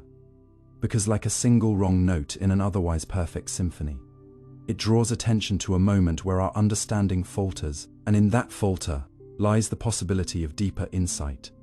And the challenge of the lithium problem isn't just technical, it's conceptual, because it highlights the limits of our cosmological arrogance. The idea that we can rewind the universe all the way back to its first seconds and map its behavior with perfect precision, when in fact, even the best models sometimes miss a detail that the universe refuses to forget. And perhaps lithium is that forgotten thread, the one that refuses to be folded neatly into our narrative of the cosmos. And in that refusal, it asks us to pause, to reconsider, to search not only for particles and equations, but for the boundaries of our own intellectual frameworks. And what makes the lithium problem even more fascinating is that lithium itself is a peculiar element. Not just chemically, but cosmologically. It's one of the few elements created primarily during the Big Bang, not in stars. And its story cuts across disciplines, connecting nuclear physics, cosmology, astrophysics, and particle theory, making it a kind of interdisciplinary ambassador of mystery.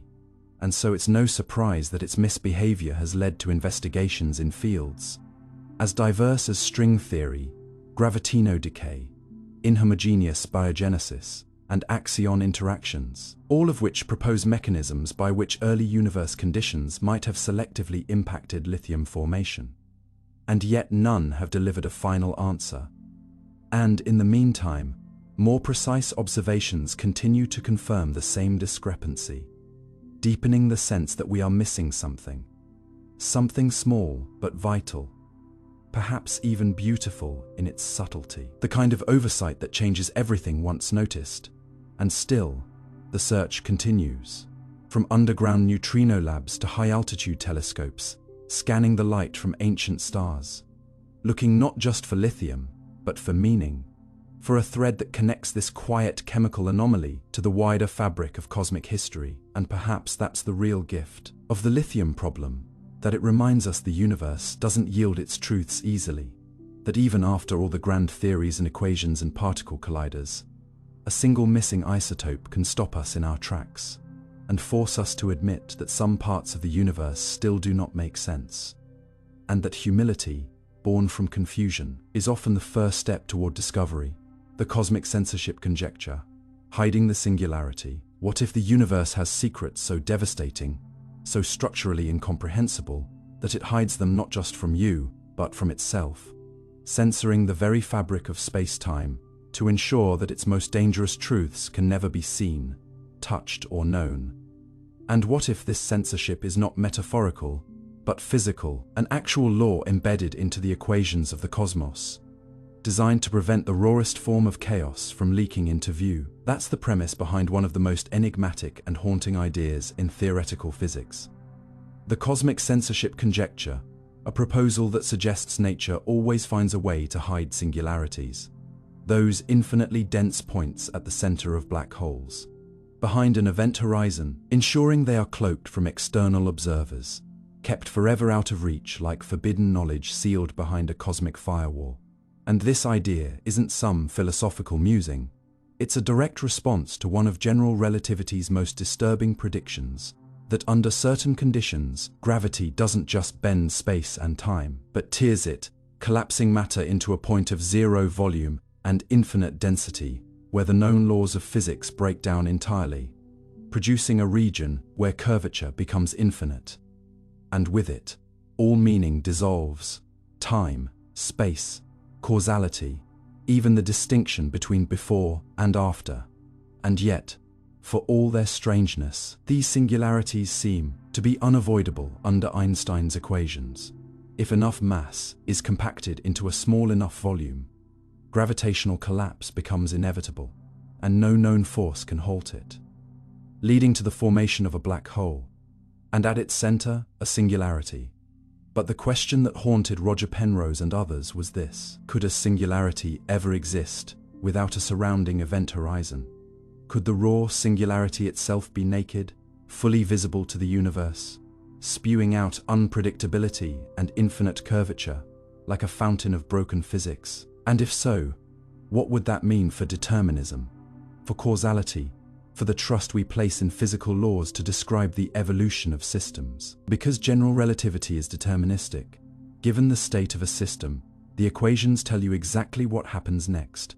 But singularities destroy that determinism, becoming regions where prediction becomes impossible, where the future ceases to be calculable, where the language of physics literally falls silent. And Penrose's cosmic censorship conjecture, proposed in 1969, was a bold attempt to save that silence from becoming contagious, to argue that nature somehow enforces a boundary between the predictable and the unknowable by always cloaking singularities inside black holes, hidden behind event horizons, those one-way surfaces from which nothing, not even light, can escape, and thus ensuring that the breakdown of physics is safely quarantined from the rest of the universe.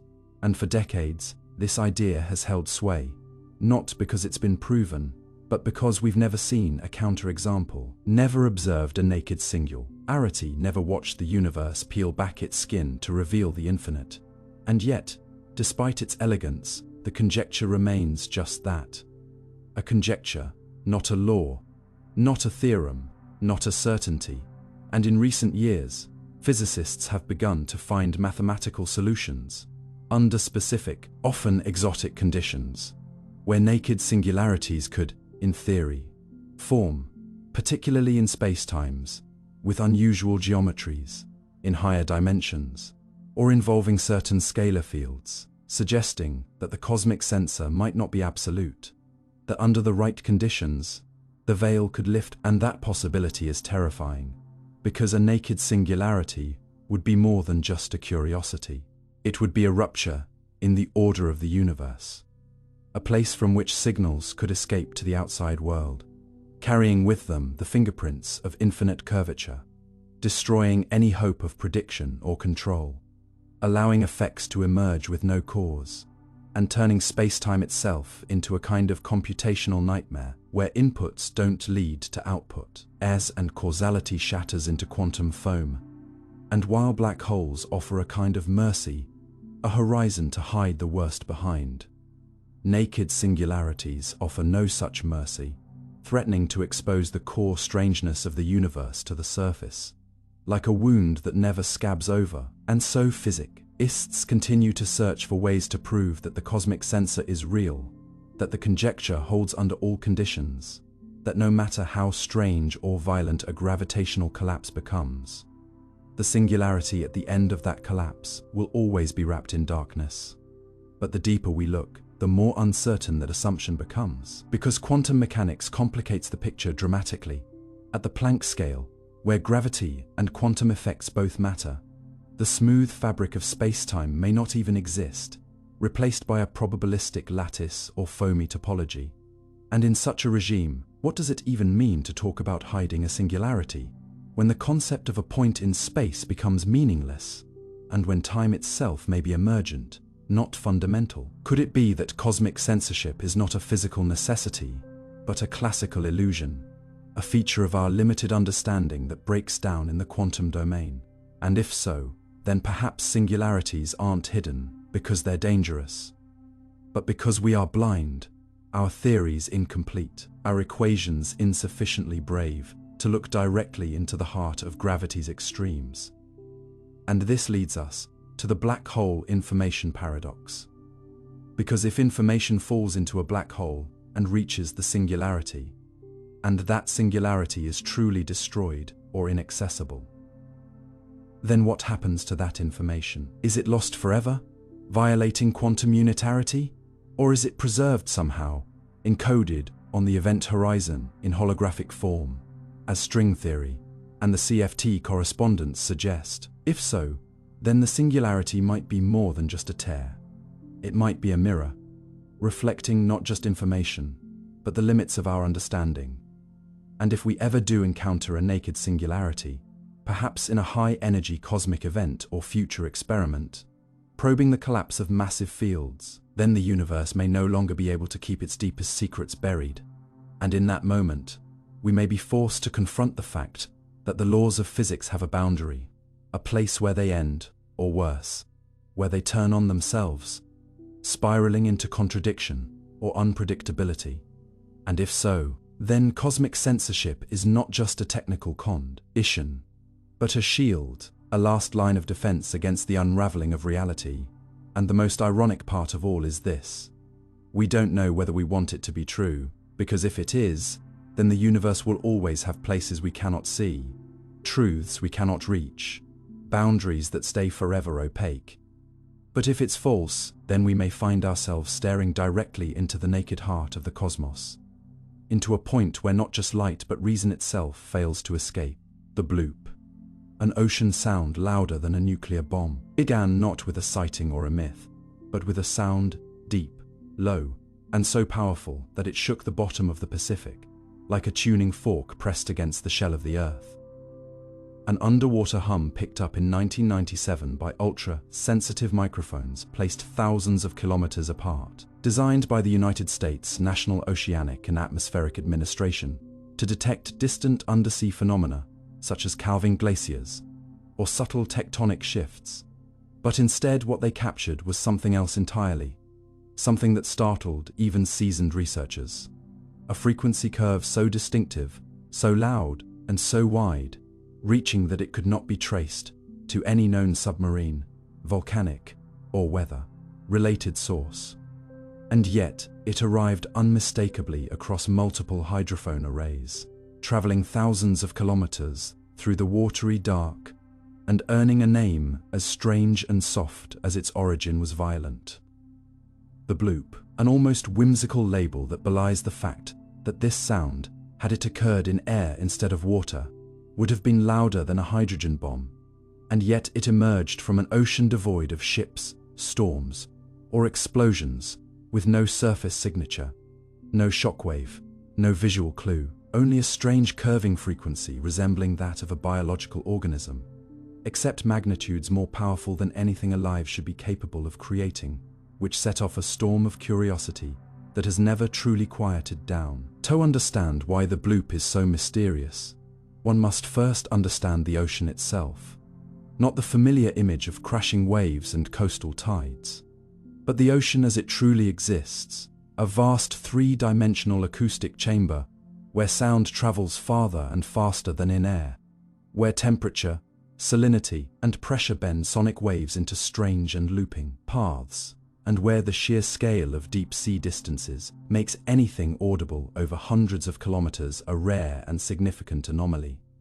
And it is in this acoustic context that the strangeness of the bloop multiplies, because whatever created it did so with enough energy to be picked up by hydrophones, more than 5,000 kilometers apart, and yet did not register in any seismic sensor, satellite imagery, or known naval detection system, which meant it was not an explosion, not a ship, not an earthquake, not ice cracking, and not any known whale or squid or abyssal beast catalogued by marine biology. And yet its sonic profile, especially its pitch shift and rising frequency, closely resembled the biological calls of certain large aquatic mammals, just on a scale so massive it would require an organism the size of a skyscraper, leading some researchers to an uncomfortable conclusion. Either there exists a form of marine life in the unexplored depths of the ocean that is larger and louder than anything we've ever encountered,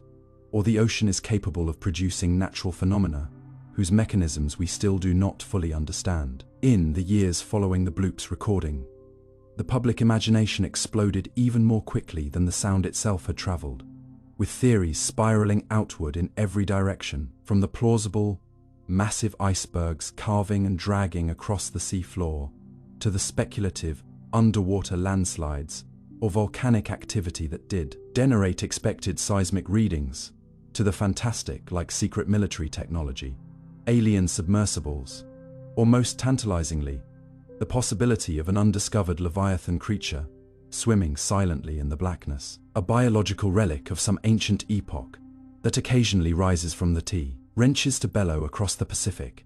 And though scientists quickly sought to temper such ideas, pointing to the likelihood of natural explanations involving Antarctic ice, none of these hypotheses fully accounted for the biological signature or the unprecedented loudness, nor did they match the bloop's frequency evolution, which remains unusually organic, resembling the long-range calls of giant squid or deep-diving cetaceans. But again, too loud, too deep, too persistent for any known animal, and therein lies the fascination. Because unlike most myths, which begin with folklore and are debunked by science, the bloop began with science and has resisted conclusive explanation ever since. For over a decade, the question of the bloop hung in the marine science community like an unresolved chord. Serious researchers kept their hypotheses restrained, leaning toward glacial activity or sub-sea cracking, while popular culture ran wild with visions of Cthulhu, like creatures and ancient beasts sleeping beneath tectonic plates. But perhaps the most enduring feature of the mystery is not the lack of answers, but the vastness of the unknown it hints at. Because the deep ocean is the least explored environment on Earth, with only a fraction of its floor mapped, and an even smaller fraction directly observed, and within this abyss lie trenches deeper than Mount Everest is tall, hydrothermal vents teeming with life never seen before the 1970s, and pressures so extreme that conventional sensors malfunction or implode, meaning that even in an age of space telescopes and planetary rovers, we know more about the surface of Mars than we do about the bottom of our own oceans. And so when something like the bloop echoes out of that darkness, it forces us to confront a humbling truth.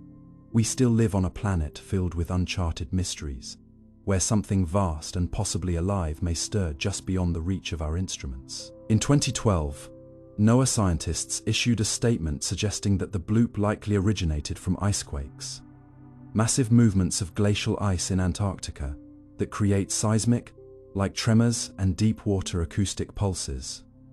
But even this explanation comes with caveats. The exact location was never fully triangulated.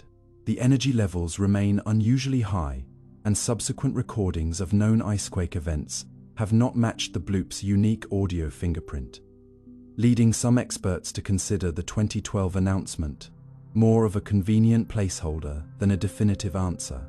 And while ice movement remains a compelling candidate, the lingering doubts have kept the mystery alive in scientific circles, not because researchers want to believe in sea monsters, but because real data demands real scrutiny, and the deep ocean has a history of producing surprises.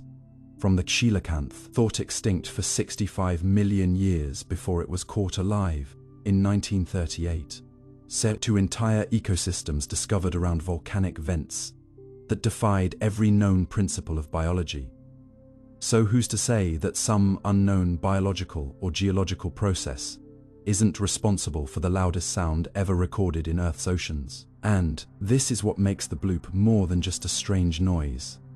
It is a symbol of how little we truly know, a sonic reminder that the age of exploration is far from over, that mysteries don't only live in ancient texts or alien stars, but sometimes echo up from the ocean floor, reminding us that the boundary between known and unknown is not fixed, but fluid, shaped by curiosity, humility, and a willingness to listen to the planet when it speaks in strange tones, because maybe what haunts us is not the thought that something giant lives in the ocean, but the realization that something might, and we wouldn't even notice until it chose to make itself known, if only for a second, and then vanish again into the cold, crushing dark. And maybe the most frightening part of the bloop is not that it might be a creature, but that it might not, that it might be a sound from something so foreign, so unclassifiable, that we do not even have a category for it yet.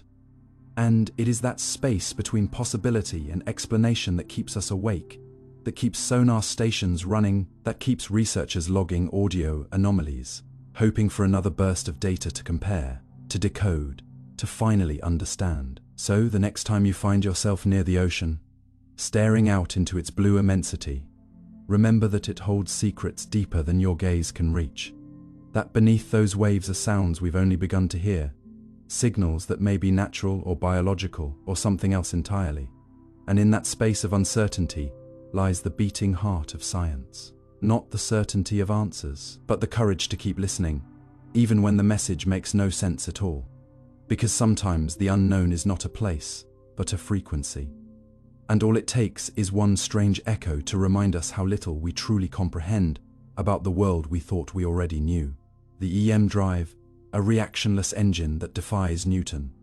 What if everything you know about motion, every rocket launch, every jet engine, every satellite orbiting silently in space, is incomplete? What if there exists a way to move, to accelerate, to glide through the vacuum of space without ever pushing against anything, without releasing exhaust, without obeying the principle that has governed all of classical physics since the days of Isaac Newton? This is the promise and the puzzle of the electromagnetic drive, often called the EM drive, a hypothetical propulsion system that seems to defy the very foundations of mechanics by producing thrust without reaction mass. The idea is seductive, a spacecraft that needs no fuel, no combustion, no explosive force, only electricity and a peculiar, shaped metal cavity to generate motion from within itself.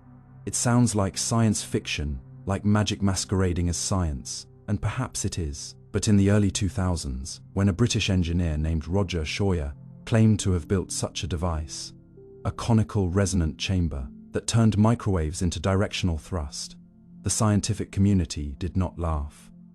Or at least, they did not all laugh. Because if such a device could work, even in a limited way, it would change the future of space travel, energy consumption, and our understanding of physics itself. But to grasp the full weight of this claim and the controversy it ignited, you must first revisit the unshakable foundation of motion. Newton's third law: for every action, there is an equal and opposite reaction.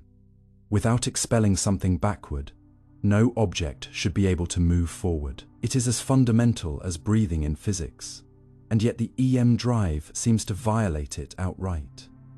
The basic idea behind the electromagnetic drive is deceptively simple. It is a closed, asymmetrical chamber, often shaped like a truncated cone, into which electromagnetic waves such as microwaves are injected. These waves bounce around inside the cavity, reflecting endlessly, and due to the geometry of the chamber, proponents claim that an imbalance of pressure forms that creates net thrust in one direction.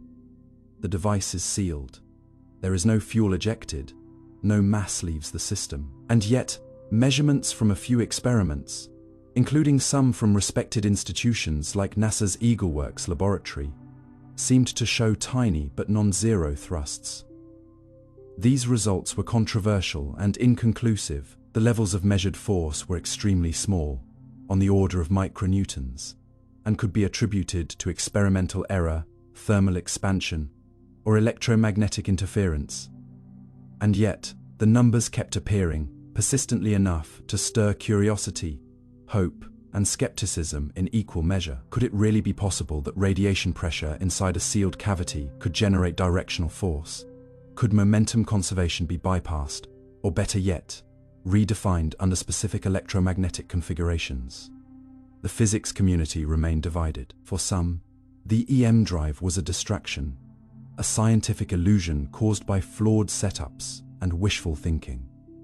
For others, it was a potential breakthrough, a door to a future where spacecraft no longer need to carry tons of fuel to escape Earth's gravity. At heart of the controversy lies a fundamental tension between experimental observation and theoretical plausibility. The existing laws of physics, particularly the conservation of momentum, forbid a system from accelerating without expelling something in the opposite direction. In the vacuum of space, this is why rockets must carry propellant.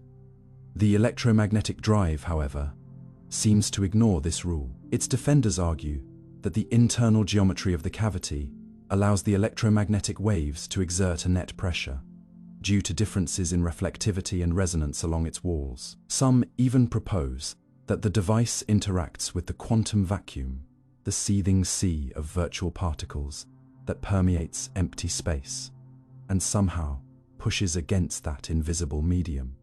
These ideas are speculative and controversial. Most physicists demand a clearer theoretical framework, grounded in established laws, before they will accept such extraordinary claims.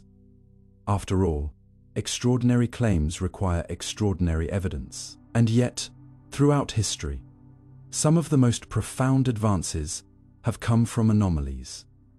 From small, persistent results that did not quite fit into the known model. From the precession of Mercury's orbit, which hinted at general relativity, to the ultraviolet catastrophe that led to quantum theory, physics has a history of being surprised. Could the M drive be another such surprise? Or is it merely the ghost of bad measurements? In 2021, a team in Germany conducted one of the most thorough tests of the electromagnetic drive and found no measurable thrust. Their setup was designed to eliminate interference and correct previous sources of error. The results were damning. The EM drive in this setup produced no force. This seemed to confirm what many physicists had suspected all along, that earlier positive results were artifacts, not anomalies. And yet some researchers continue to explore variants of the concept, experimenting with different geometries, materials, and power sources. For them, the dream of reactionless propulsion is too compelling to abandon. After all, if you could develop a drive that required no fuel, no combustion, and no mechanical parts, space exploration would change forever. Deep space missions could be launched without massive rockets. Satellites could maintain orbit indefinitely without fuel. Interplanetary travel could become practical. But beyond the engineering dream lies a deeper philosophical question. If such a device were ever to work, it would imply that our understanding of physical law is incomplete. That momentum can be conserved in a broader, more subtle way than we now realize, perhaps through interactions with space-time geometry, quantum fields, or dimensions we have not yet perceived. From a scientific standpoint, the electromagnetic drive teaches a valuable lesson, not about what is true, but about how truth is tested. It reminds us that belief in science is not faith, but process. You build a hypothesis, you test it, and you test it again. You try to break your own theory. You seek disconfirmation as earnestly as validation. The M drive sparked hope because it seemed to point toward a cleaner, more efficient future. It sparked controversy because it threatened a pillar of physics, and it sparked curiosity because it danced at the edge of the possible, that fine line between discovery and delusion. Whether it turns out to be real or not, the M drive is a case study in scientific humility. It shows how easily we can be drawn to the miraculous, and how difficult it is to separate signal from noise. In a world of complex measurements, electromagnetic subtleties, and thermal gradients, even the best experiments can mislead. But the search is worth it, because even if we find nothing, we refine our tools, sharpen our understanding, and prepare ourselves for whatever reality has yet to reveal. And so, as of now, the electromagnetic drive remains unproven, not disproven, but unconfirmed. Its promise is still theoretical, its thrust still elusive. No peer-reviewed experiment has demonstrated thrust beyond doubt, and no theoretical model has yet explained how it could work without violating conservation laws. It may fade into obscurity, a scientific curiosity filed away alongside cold fusion and perpetual motion machines. Or, with the right insight, it may one day re-emerge as the seed of a new era in physics. Until then, it serves as a reminder that not every idea must be correct to be valuable. Some must simply be questioned, tested, and allowed to fail or fly. And perhaps that is the most powerful engine of all, the human willingness to wonder, to doubt, and to explore even when the road ahead seems to curve into impossibility. In that spirit, whether the electromagnetic drive proves real or not, it has already moved us, not through space, but through curiosity. And in the quiet thrust of that curiosity, the universe waits to see what we will try next. Fast radio bursts, alien messages, or magnetar mayhem. Somewhere in the quiet hum of the cosmos, amid the endless snowfall of radio waves and microwave whispers that fill the background of the universe, something suddenly screams. Not for long, not even for a full second, but with such staggering intensity that the signal, though it may last only milliseconds, outshines entire galaxies in radio brightness, sending a burst of energy across billions of light years to reach us like a knock at the door of our understanding. And in those fleeting milliseconds, which began, as many breakthroughs do, with a mistake, a double take, and a researcher unsure whether their equipment was malfunctioning, was born one of the strangest and most debated cosmic mysteries of the modern age. Fast radio bursts, short, sharp pulses of radio waves coming from deep space, arriving seemingly at random, with no clear origin and no known purpose, yet so powerful, so precise in frequency, and so sudden in delivery that they have forced astronomers to revisit everything they thought they understood about energy, space, and the possibility that somewhere, someone, or something might be trying to say hello, or simply existing in ways we still cannot grasp. The first of these bursts was discovered in 2007, not from live observations, but buried in archival data from a radio telescope in Australia, a singular spike in frequency that didn't match any known pattern of terrestrial interference. And while it might have been dismissed as an anomaly, as so many unrepeatable signals are, it wasn't alone. In the years that followed, more of these bursts were detected, then dozens, then hundreds, some repeating, some solitary, some coming from the far edges of the observable universe, and others from much closer, each one lasting just milliseconds, but packed with more energy than our Sunday. Emits in days, as if something were focusing unimaginable power into the briefest of messages and hurling them across the dark, like a flare. Except the meaning, if there is any, remains completely obscured, and their source, despite intense observation from radio arrays across the globe and in orbit, remains unknown. not because we cannot point at where the signals came from, but because we still do not know what could possibly create something so brief, so bright, and so baffling. Fast radio bursts don't behave like most astrophysical events. They don't leave trails like comets, or afterglows like gamma ray bursts, and most of them don't repeat in predictable intervals, making them hard to trace and even harder to study.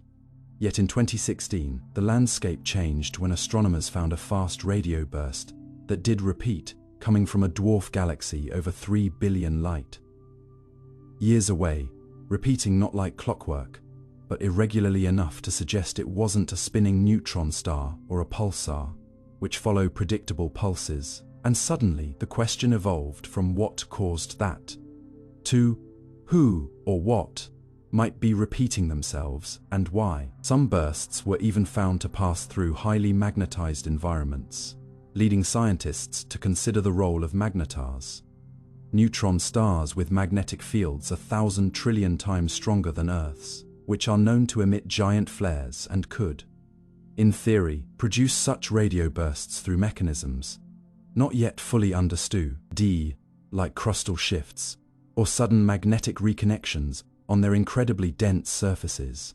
And yet, even that explanation cannot account for the repeating nature of some bursts, or the strange patterns in polarization and frequency drift observed in others. And that brings us to the inevitable question, the one that looms like a shadow over all unexplained cosmic signals. Could these bursts be artificial? Are we, as a species, just learning to listen beyond our planet, accidentally eavesdropping on distant civilizations, picking up interstellar beacons, advanced communications, or something else entirely? Something we lack the framework to interpret. It is not the first time humanity has asked this. From the WOW signal in the 1970s to anomalies in planetary magnetospheres, every unexplained signal carries with it a whisper of possibility, not proof, but invitation. And yet the scientific community remains cautious, as it must. Extraordinary claims require extraordinary evidence, and as of now, there is no definitive proof that fast radio bursts are of intelligent origin. No encoded message, no mathematical structure, just raw energy delivered in an extraordinarily efficient and mystifying way. Still, that lack of a clear cause is what makes fast radio bursts so intellectually tantalizing. They push against the edge of current models, forcing scientists to build bigger radio telescopes, launch more sensitive satellites, and refine the physics of magnetars, black holes, and exotic objects like cosmic strings, or even hypothetical entities like axion stars, which might briefly collapse and emit radiation as they decay. And in that sense, these bursts are doing what all great mysteries do. They are expanding our tools, our theories, and our humility. Because here's the truth, we still don't know what causes them. Not completely, not conclusively. Every new discovery seems to add both clarity and confusion. Each repeating burst a hint that the universe is not silent, only complex, and perhaps we are only now learning how to hear it correctly. And this is where the story turns inward, because it isn't just about radio waves or neutron stars. It's about the human need to understand, to interpret, to believe that when the universe speaks, it might be speaking to us. Fast radio bursts are not just an astrophysical curiosity. They are a philosophical provocation, a reminder that the sky is not empty, that space is not quiet, and that even now, in the age of big data and satellite constellations, the cosmos can still surprise us with a signal so strange that we're forced to stop, listen, and wonder. What if we're not the only ones who know how to speak in bursts? What if the silence we've assumed was a pause in conversation, not its absence? Or what if, most humbling of all, these flashes are not messages, but mechanisms, natural but misunderstood, and the universe is not addressing us, but simply being itself, wild and complicated and indifferent, flickering with events too vast and rare for us to yet categorize. Whatever the source, these bursts have changed the way we study the universe. Not just because of what they are, but because of what they suggest. that there are forces and phenomena still hidden in the folds of deep space, and that the moment we think we've seen it all, something will flash for less than a second across a billion-year gap, and remind us that we have barely begun to listen. So the next time you stand beneath the stars and feel the quiet of the night pressing in, remember that out there somewhere, a burst of energy might be racing toward us, powerful, brief, unexplained, and with it, the echo of a mystery still unfolding. The missing baryons. Where is most of the normal matter? You probably take it for granted that what you can see, the trees, buildings, oceans, planets, and people represents the bulk of what exists. But what if I told you that even this so-called normal matter, the stuff made of atoms and protons and neutrons and electrons, is mostly missing not in some distant corner of the universe, but right here, around us, undetected, unaccounted for, hidden in a way that breaks the very confidence we place in our cosmic inventory.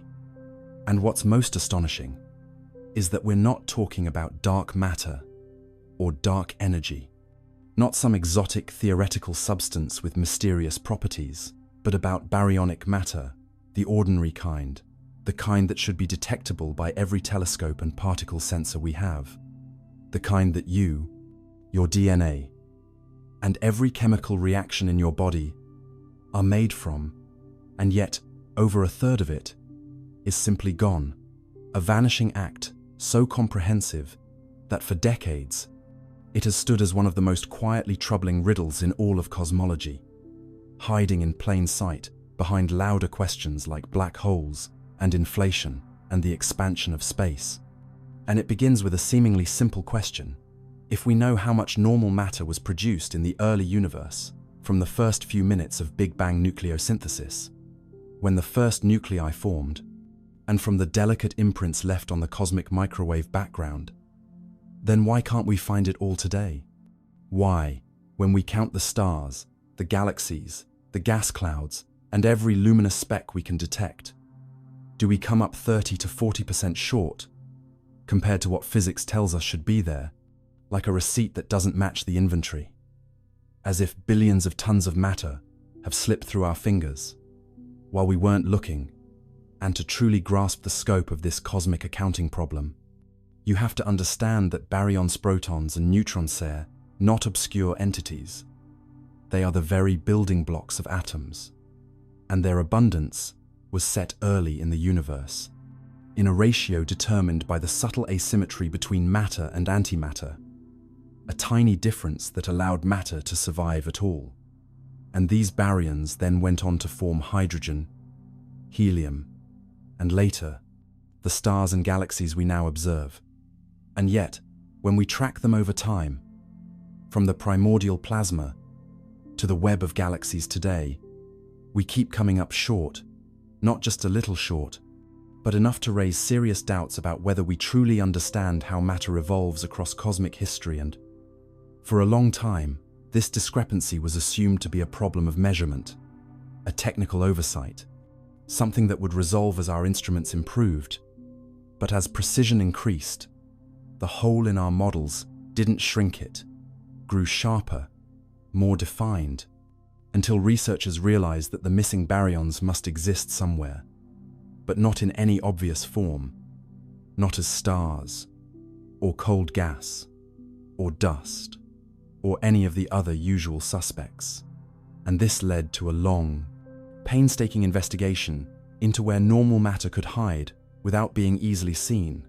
And the answer, it turns out, may lie not in some exotic new substance, but in the structure of space itself, in the vast, thread-like filaments of the cosmic web, those enormous strands of diffuse matter that connect galaxies across millions of light years, too hot to form stars, too cold to shine brightly, and too sparse to be easily detected, what scientists call the warm-hot intergalactic medium, or WIM for short.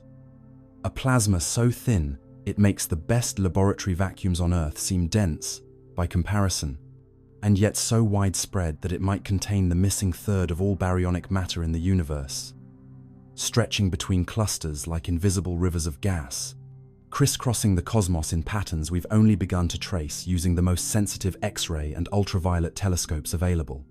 And what's fascinating is that the WIM is not just a dumping ground for lost matter. It may be essential to the large-scale structure of the universe, a kind of intergalactic scaffolding that governs how galaxies form, evolve, and interact.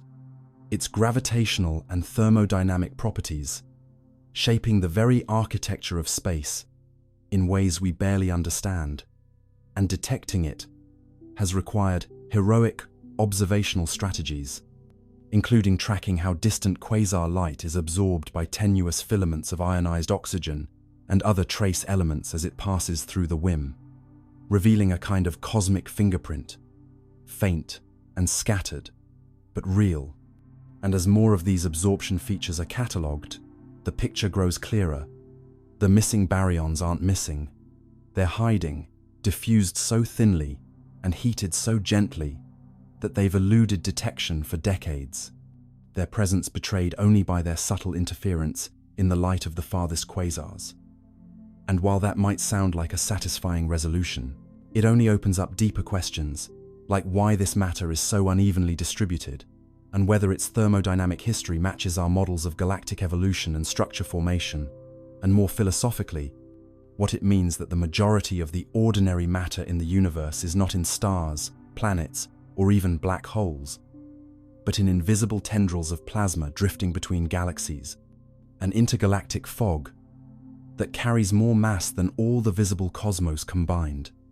And that humbling realization forces us to reassess our mental image of the universo as a grand stage filled with luminous actors, but as a dim, shadowy network of unseen threads upon which the bright islands of galaxies are merely beads, not the substance of the cosmos, but the ornamentation of a much more diffuse and ghostly reality. And even as the case for the WIM grows stronger, not all scientists are convinced it's still possible that some of the missing baryons reside in hot halos around galaxies, or in other forms of ionized gas not yet fully mapped, or perhaps in as yet undiscovered configurations of matter that challenge our assumptions about what ordinary even means. And that ambiguity keeps the search alive, because understanding the location and behavior of baryons isn't just a matter of cosmological bookkeeping. It's essential to understanding how galaxies cool, how stars ignite, how elements are distributed, and even how planets like ours acquire the raw materials for life.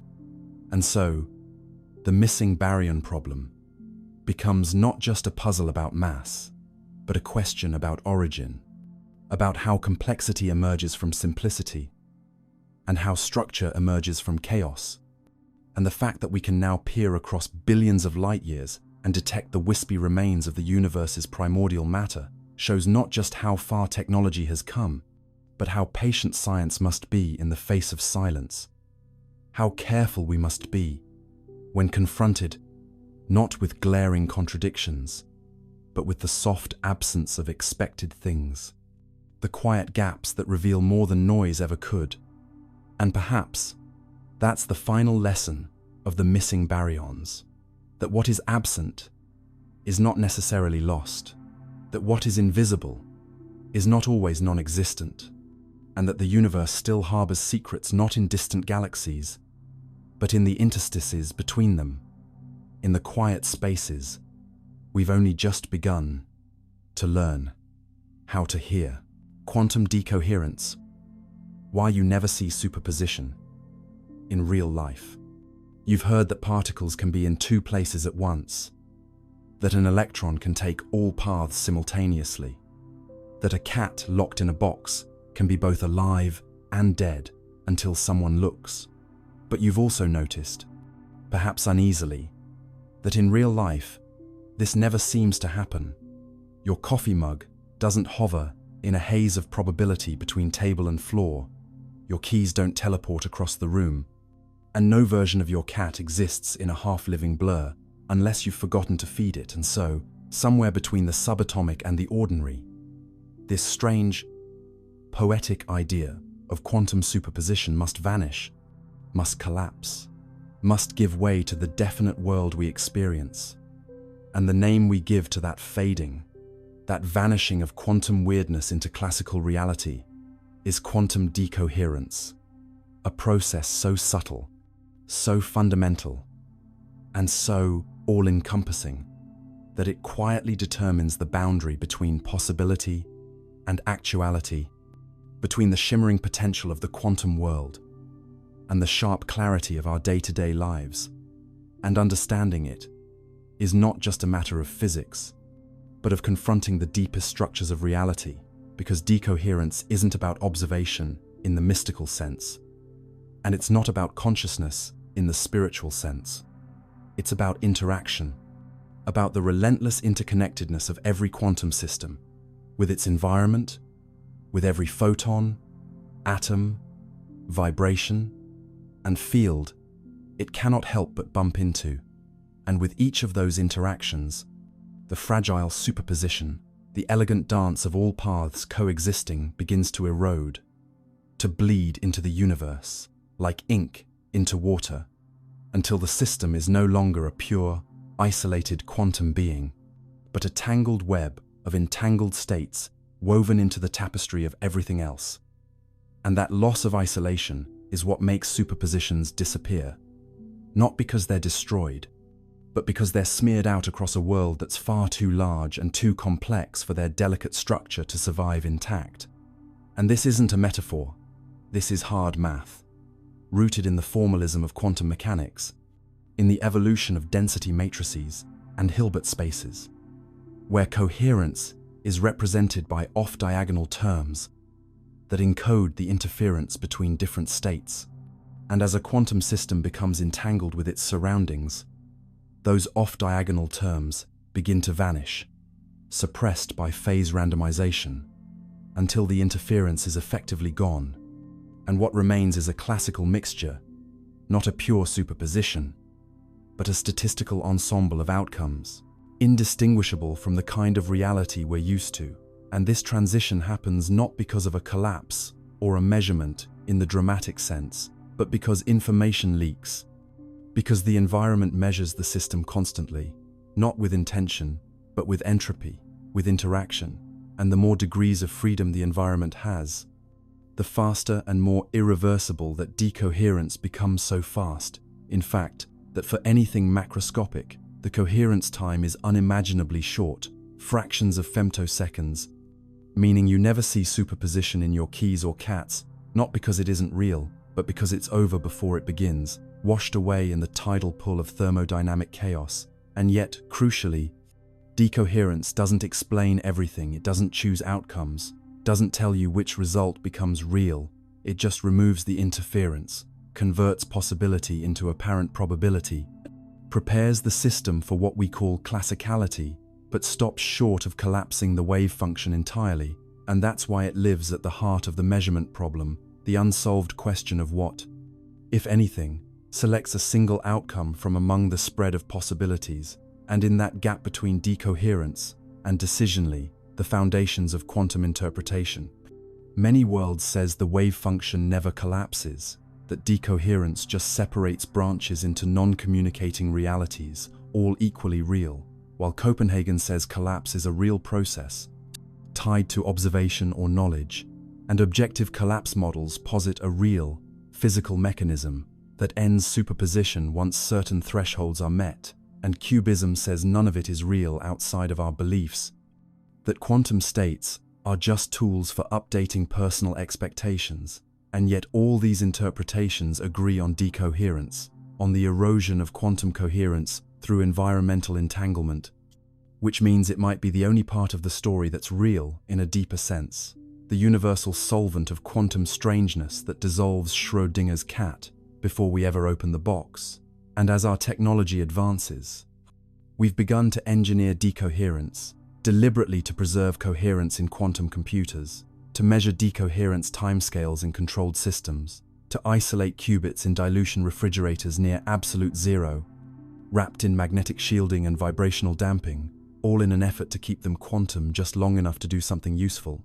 And in that effort, we're learning that coherence is not just a resource, but a fragile miracle, a property so easily lost that the entire classical world may be nothing more than an ocean of decoherent quantum waves, washed smooth by constant contact. And in this light, the arrow of time itself begins to shimmer with uncertainty, because decoherence introduces an effective irreversibility, a flow from entangled purity to statistical mixture, from information to entropy. And so we begin to wonder, does time flow because decoherence accumulates?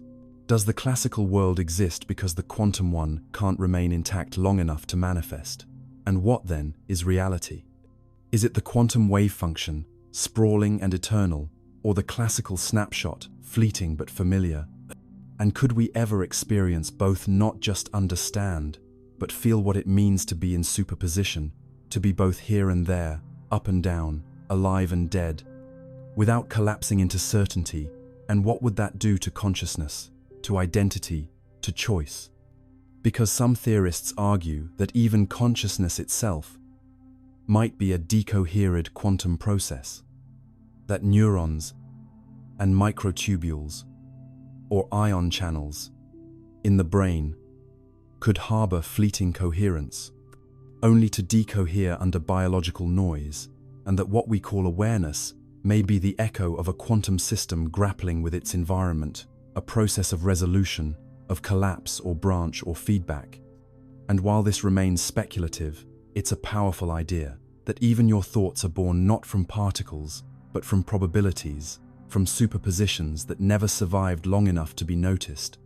And in that sense, decoherence isn't just why you don't see quantum weirdness in daily life, it's why you have daily life at all, why there's a stable world with consistent outcomes, with memory and measurement and experience. Because without decoherence, the universe would be a blur of overlapping maybes, with no foothold for facts, no structure for causality, no ground for meaning. And so this quiet process, invisible and relentless, may be the bridge between the possible and the actual, the reason reality looks the way it does, not because that's what's most fundamental, but because that's what survives, what emerges from entanglement, what floats up from the depths of quantum ambiguity to form the islands of certainty we call experience. And so the next time you flip a coin, or open a door, or say a word, realize that you are not seeing reality as it is, but as it has settled, as it has cooled and decohered and narrowed, and that behind every act of clarity, behind every fact, is a sea of ghostly alternatives that could have been, that still exist in some formulations, and that once, however briefly, the world was wider, weirder, and more beautiful than anything we'll ever directly see.